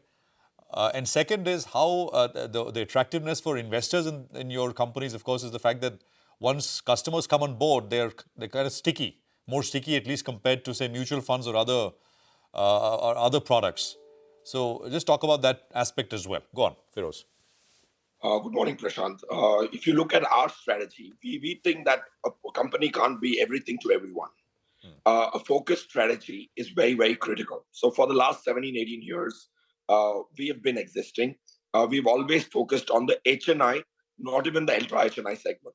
There's very few players who have a cap on the clients whom they go irrespective of size. So we went between HNI, but not the really large ones. So our belief is any business should try and not be catering to everyone. You have to specialize if you have to create a niche. That's point one. Point two, I personally think we'll not be forced to do it because by design, most who are mass affluent become HNI over a period of time. If you look at last year's, where we have already given our results, so I can speak of it, we made 9% average return for all our clients in a bad year. So that is implied growth without having to bring one new client on one new check. That is the key. If you have implied growths in a business of 9-10%, which implies that the revenues go up automatically by 9-10%, I have to work for the next 10% of my guidance, not for the full 20-25%. So that's what I think is the key differential in the wealth management industry. So I don't think every player will operate very differently. They will reach different destinations in the 10-year period. Unlike other industries where the fates are joined at the hip, I think here, bottom-up strategy will decide what the fate of that business is, not just the industry. Because in the same India, there is one portfolio last year which delivered minus 32% return. There's another portfolio which generated plus 20% return. The macro environment for everyone is same. The Nifty is same. So what depends on is what's your mathematics to create a portfolio and what value you add to the client, rather than which industry you're going to be in or which segment you're going to be in. Absolutely. Point taken, Feroz, that investors will get more sophisticated, they will get more discerning, and they'll be willing to go where the returns are. So, gentlemen, as we wind down the conversation, just very quick sort of answers will help from you. I go back to my question on profitability. The opportunity is large, absolutely no denying it. But given the fact that the foreigners are coming back in some shape or form or the other, look at this morning's deal, right? So with UBS and 361 Wealth Management, maybe it's like if you can't beat them, join them, right? That's how it seems to be. So in this context, this business will roughly show how much growth across industry and at what margins, and will it need more capital? Ashish, your thoughts, and then I'll ask the same question to Feroz. So I think on the growth fronts would be I kind of, alluded to Prashant that this industry can easily grow at 20-25%. I mean, not the industry. Industry might grow probably at 14-15%, but there's a big opportunity for players like us to, grow at about 20-25% because of the construct of the industry at the moment and the kind of monetization that we're looking forward to. Second, in terms of competition, should be, I mean, wherever there's a big size of opportunity, you will have players coming in and allocating capital and trying to get a piece of the pie. I think what will matter in the end, like Feroz said, is, what kind of focus you bring into different segments that you're operating in, the kind of platform that you're building in, and the kind of talent you can attract. Because at the end of the day, remember, this is a very people-intensive business, at least at the top end of the curve. As you go towards mass affluent and the lower end, I think tech will play a extremely big role. So depending on the platform that you bring in, the kind of products, the kind of solutions that you can penetrate or offer clients, your profitability metrics can be quite healthy in the longer run. I mean, if you look at yields, I think pure wealth management yields have been between 55 to 60 basis points. I think it's sustainable. And on that, you can add on certain other solutions to enhance the yield so that, clients are also served and, you also grow in a profitable and sustainable manner. Okay. 50, 60 basis points yields at an average, maybe build in more for customized solutions. Feroz, very quickly, you brought up the point of attrition. And, you see on social media all kinds of takes on how well paid wealth management executives themselves are. I mean, even lower down the ranks in the chain. Would this be, given the multiples the market is willing to give, will we see more deals? Is it a good time to maybe offload some equity in the wealth business, shore up on capital to deal with some of these competition issues? No, I don't think that way, Surabhi, because an RM moving in for short-term gains is not profitable. We did a study of who left Anand Rathi over the last 10 years and benchmarked them to the people who stayed back. And we realized 90% of them were better off as a benchmark, significantly better off. In the wealth management industry, till the RM understands that if he starts moving, the client stops moving with him. He gets only one chance in life, or two at best, that a client moves with him. I think that will become more and more prominent. But every time the market does well, you have people who want to outbid another person. So Anand Rathi's strategy has been train them inwards. Okay, so I train 480 people as we speak to make them RMs. So that's how attrition can be. If I buy it from somebody, my army, somebody else can buy it out from me. So that can't be a strategy. Buy and build a business can't be. It has to be built brick by brick. That's one. Your question on capital, I think this is the least capital intensive business. So ROEs can be very high. Unless you have a conglomerate with an NBFC business, then you need capital. No, more from a value unlocking perspective. I mean, the business doesn't need capital, but a good time to. I was asking from a more value unlocking perspective, from a promoter perspective. So I think the promoter should ride the run for the next 20 years. If we believe in India, I don't think a promoter. I shored up for myself more equity in the last quarter as visible on BSE. So I bought in my wife's name a couple of lakh shares. So I would. Feroz, how much? How should the wealth management business be valued? We've got the example of UBS 361. That's been done at about 1.2% of assets. What should be the? Is that the fair one? Should that be the benchmark? Prashant, in my belief, assets is the most fluid way of measuring it. Some people even count their demat holdings of a client a tax-free bond. So assets is the most unregulated number ever in a wealth management industry. If it is an asset management company, assets are clearly demarked and you have them in your custody using an RTA. So in asset management, I think it's a backward calculation of what was the yield.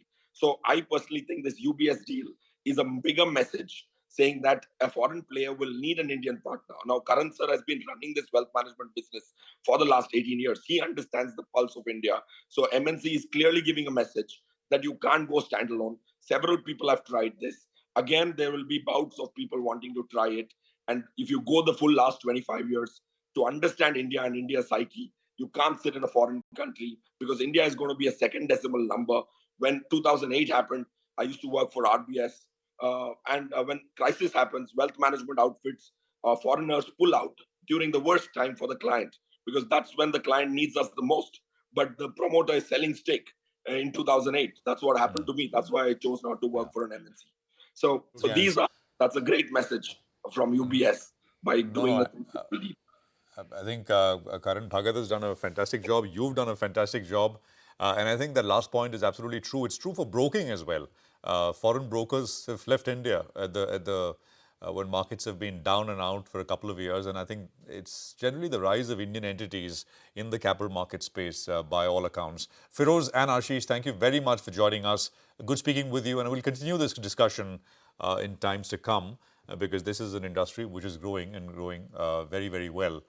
RBI earlier this week released stricter draft rules on gold loans under which it proposed 75% loan-to-value ratio along with tighter valuation, purity norms and audits.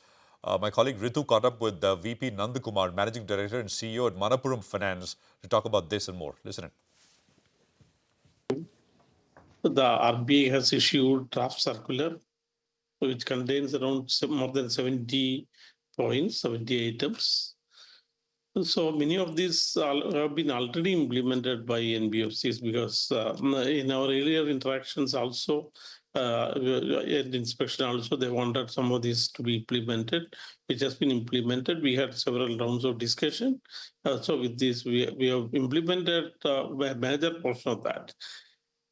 So first of all, we welcome that because if you take the history, the regulations when these are actually taken up, these are proposed or implemented, initially people, the regulated entities used to feel some element of pressure.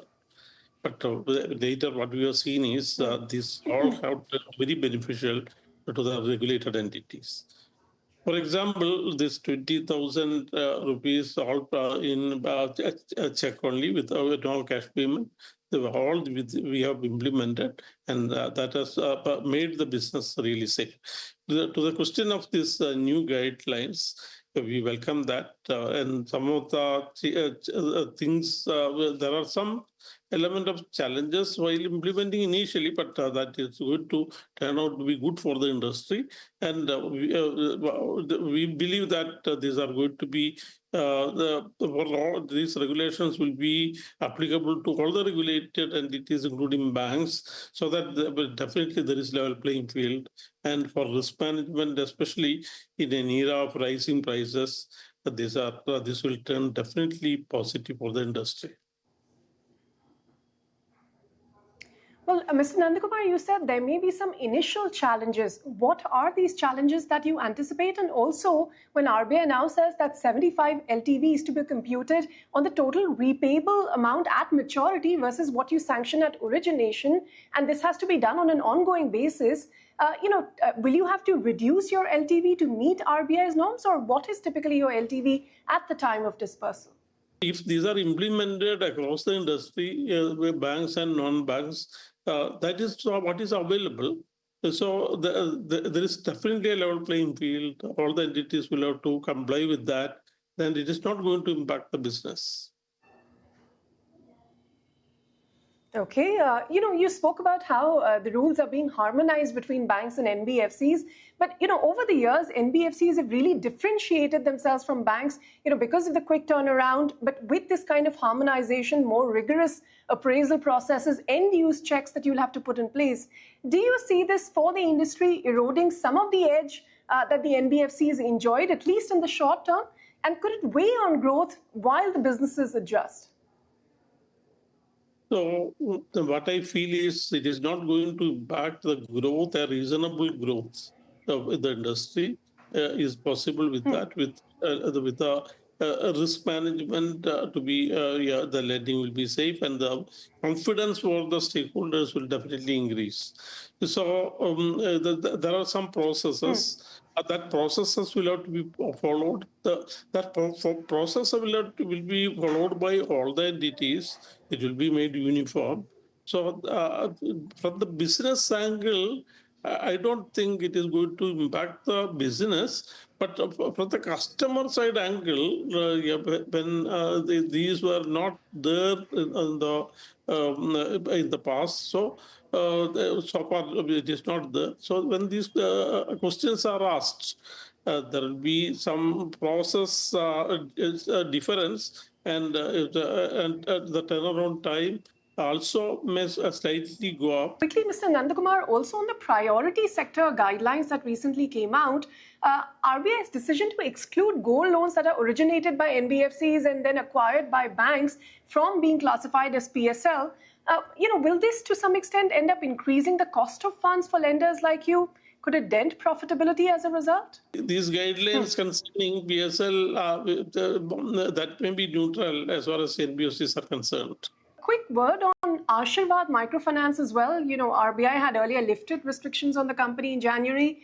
How soon do you expect the business to bounce back, return to profitability? And any thoughts on, if at all, you may revisit the IPO plans for the company?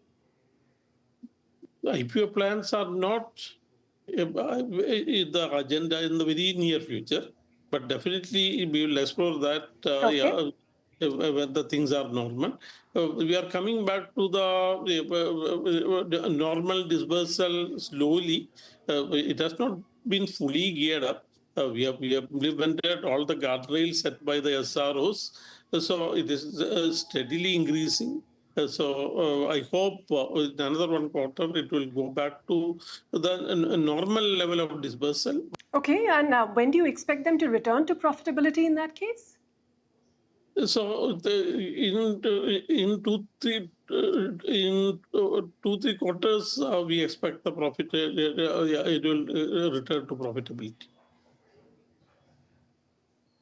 All right. Mr. Nandakumar, we have to ask you, one of the biggest changes for the company has been that recent deal with Bain. They will become the joint promoter. How does life change? What will Manappuram 2.0 under Bain look like? Will there be any strategic change, portfolio diversification? What sort of changes should shareholders expect? So this money is expected to use one for totally digitalizing, then definitely for strengthening the non-gold verticals also, strengthening the capital base of our subsidiaries. Also, we now in the new draft, the restriction for opening the branches for the need for getting prior approval for the branches these are expected to go. So we will get the opportunity to open more branches. We may open around 100 to 200 branches in the next 1 year, etc., etc. Yeah, Mr. Nandakumar, you also spoke about the board, of course, getting reconstituted, and you yourself will also transition from CEO to non-executive chairman and mentor. What is the roadmap for this succession? How soon will a new CEO also be named? We are in the process of shortlisting the CEO candidate. We are in discussion, and I hope in 3-4 months' time such a candidate will be onboarded. And as the mentor and chairman of the board, I will definitely support him in his endeavor in building Manappuram 2. All right, that's Mr. Manappuram talking about the gold financing business in the light of new regulations. We'll take a break on that note, come back on the other side, and we'll have our special offering, Quarter Se Quarter Tak. Today, we bring you key expectations from the pharma sector.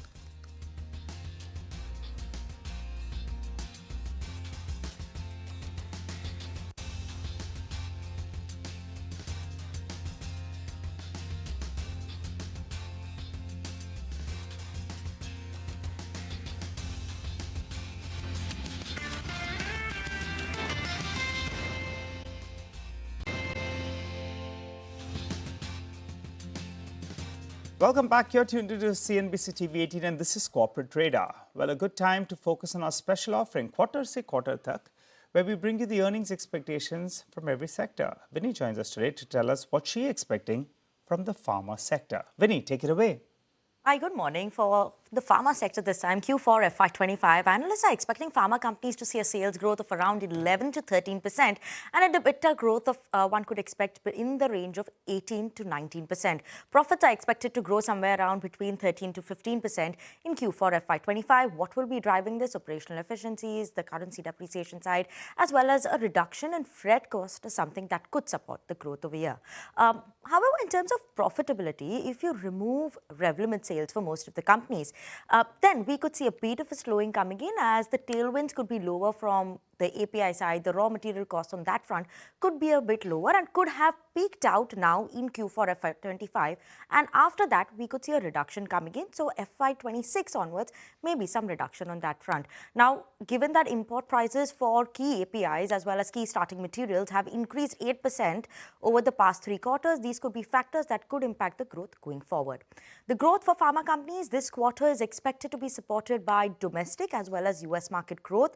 Q4 typically, when you look at it, is a seasonally weak quarter coming in for acute heavy companies. So if they are not diversified enough and they're specifically focusing on acute treatments, then maybe some bit of an impact could come in on that. Some of these companies are Alchem Labs, Ipca, that could see a bit of an impact. Now, company-wise, when you look at it, Dr. Reddy's, Zydus, Lupin are expected to outperform the revenue growth, and that could come in at 17 to 20% in this range for these 3 companies on a year-on-year basis. This I'm talking about is the overall business. So it includes US as well as the domestic business. Now, specifically, let's talk about domestic formulation and in terms of the revenue expected that. Over there, you're expecting to see domestic formulation businesses see a growth of 12 to 14% in Q4 FY25.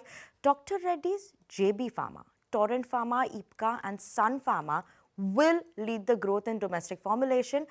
Growth momentum could be somewhere around 11 to 13% for these companies in terms of organic growth during the quarter.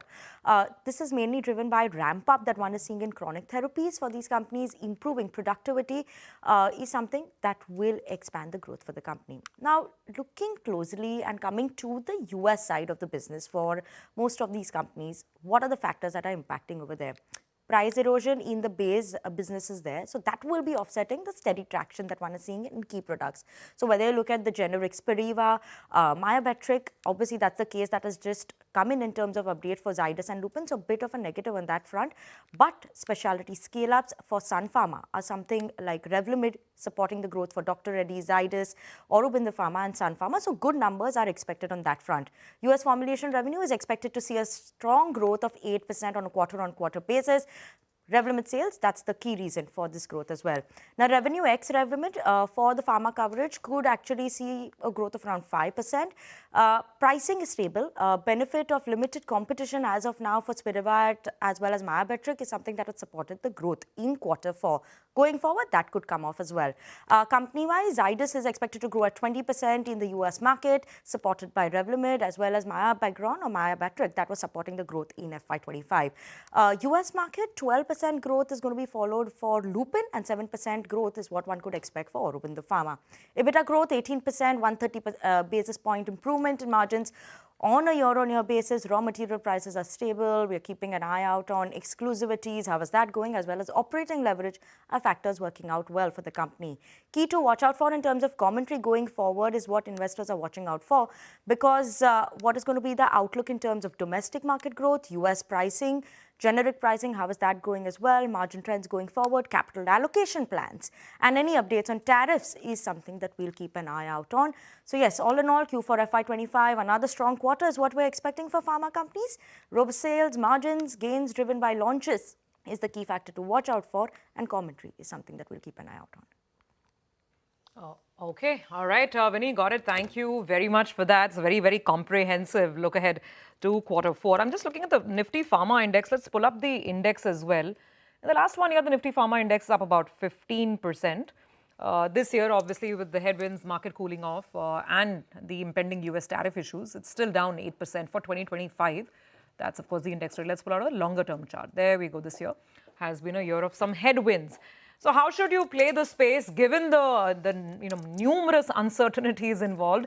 Vishal Manchanda is with us. Vishal, good to have you on. So I'm going to start with a very, very basic question.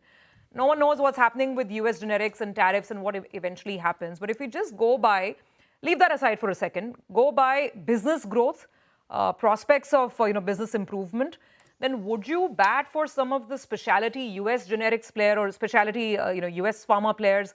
Or would you bat for CDMO? Would you bat for domestic formulations as a segment? As a segment, what looks most strong or strongest just on the back of business? Right. So I think as a segment, domestic obviously is stronger than US on a structural basis. So US currently, I think, is doing well for most companies. A large part of the earnings is being contributed by the US.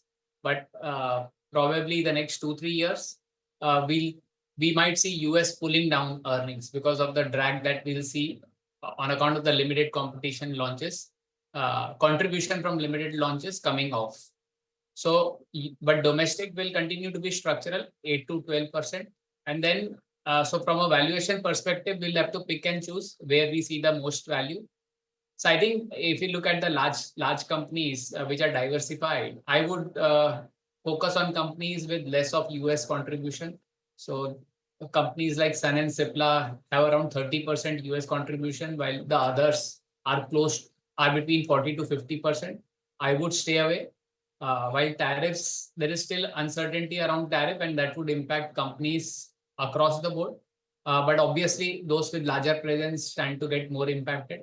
While in our view, tariffs broadly is unlikely in the space. Then again, as you said, if you look at the CDMO category, that's, I think, is extremely richly valued.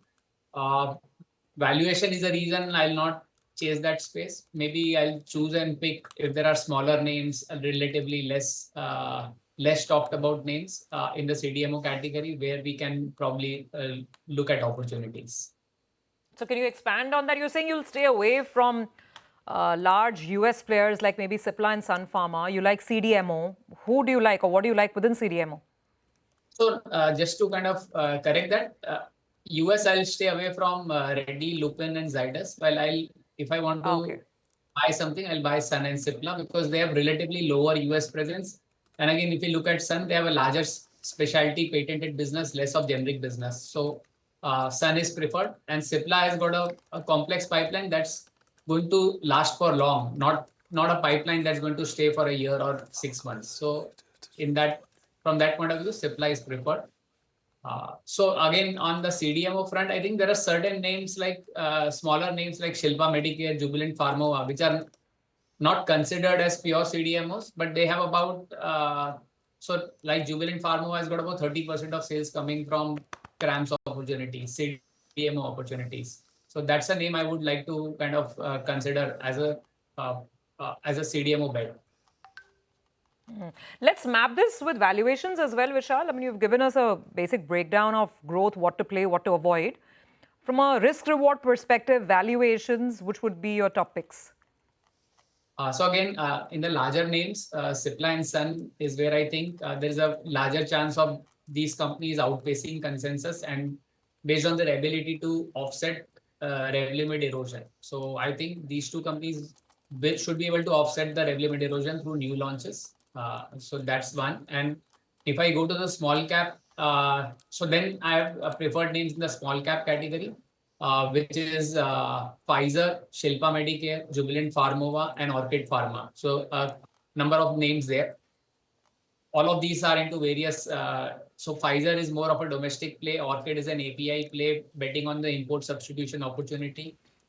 Jubilant Pharmova is a diversified play, but with a large presence in the US. So they probably are immune from any tariffs related risk, and they are also proxy to a CDMO, proximity to CDMO. Got it. So Vishal, final question then on tariffs themselves. Your top picks from a US market perspective are Cipla and Sun, like you're saying. Now, how grave is the risk of tariffs? I mean, can these companies scale up more quickly from plants, if not in the US, maybe in Canada and Mexico?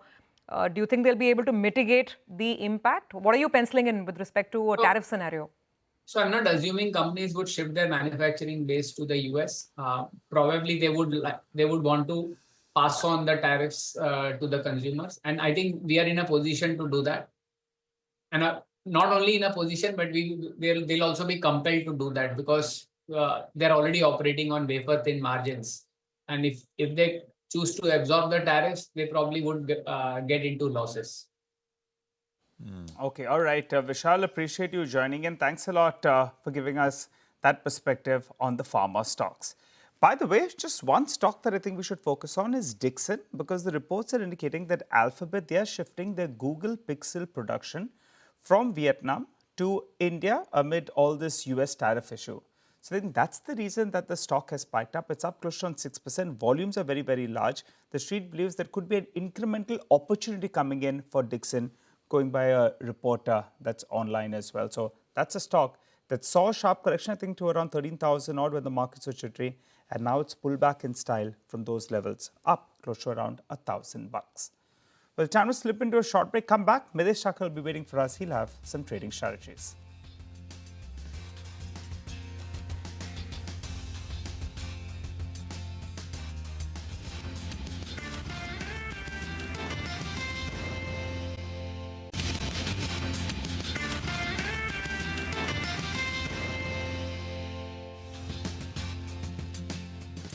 Welcome back. Well, Mitesh Thakkar is back with us. Mitesh, you've been maintaining that positive bias. The Nifty briefly moved into the red, but it's a 100-point bump up from there, and the Nifty Bank continues to lead the way. Levels on both those two indices and individual stock ideas? So, good morning again, Nigel. I think 24,200 was the second level which I had mentioned. We just hit that a few minutes back. And then now I think, 24,500, 550 zone is the next supply pivot with an revised target of 24,750, which was the weekly closing high we got in December. So I think these two targets look very likely to be met. My only worry in the entire process remains that the rally has been very fast and we are slightly overbought. So one of these days you're going to get a pullback. I don't know which day, but that should be an opportunity to buy afresh. That apart, on the stock side, I have a buy on overall reality, which I would recommend buying with a stop below 1675 for targets of 1730, 1750. And the other one which I like is Dalmia Bharat. I think that's a stock which has done well, and the weekly charts are now turning 1900 for targets of 1990. All right. The target on Dalmia is what? Mitesh, missed that level? 1990. 1990. Okay. All right, Mitesh, thanks a lot for joining in and giving us those details. Let's focus on the big news that came in overnight. The government has gone ahead and they have implemented the 12% safeguard duty on all flat steel that is imported. Remember, the DGTR had proposed this close to a month or so ago, and we had the steel secretary who joined us on the channel last week, and he said expect it shortly to take shape. And now that proposal that was there, it's been implemented. It will be implemented for a period of close to around 200 days. That starts yesterday. So the 12% safeguard duty is now effective. So that's why stocks there opened up in the green. Morgan Stanley, they say that this is a positive development because there was some kind of hurdles and there was some kind of uncertainty. So the uncertainty is out of the way. The overhang is out of the way. This 12% now is officially take shape. And also they say that if the stock prices have seen a bit of a bounce, they would recommend trimming some of the long positions out there. In fact, with the ICICI Securities analyst who joined us earlier today, he was making an important point that actually now the domestic steel prices are at a premium in comparison to the imported steel, which gives you less headroom to go ahead and take a price increase from these levels as well. So that will be a bit of a negative in that case. Stocks still in the green, though they've come off the high point of the day. Okay, that's the steel space. Overall market holding on to a gain of about 70 points, so not too bad. Morning. We have to take a break, but on the other side, our special segment, It's the Economy. Lata today discusses why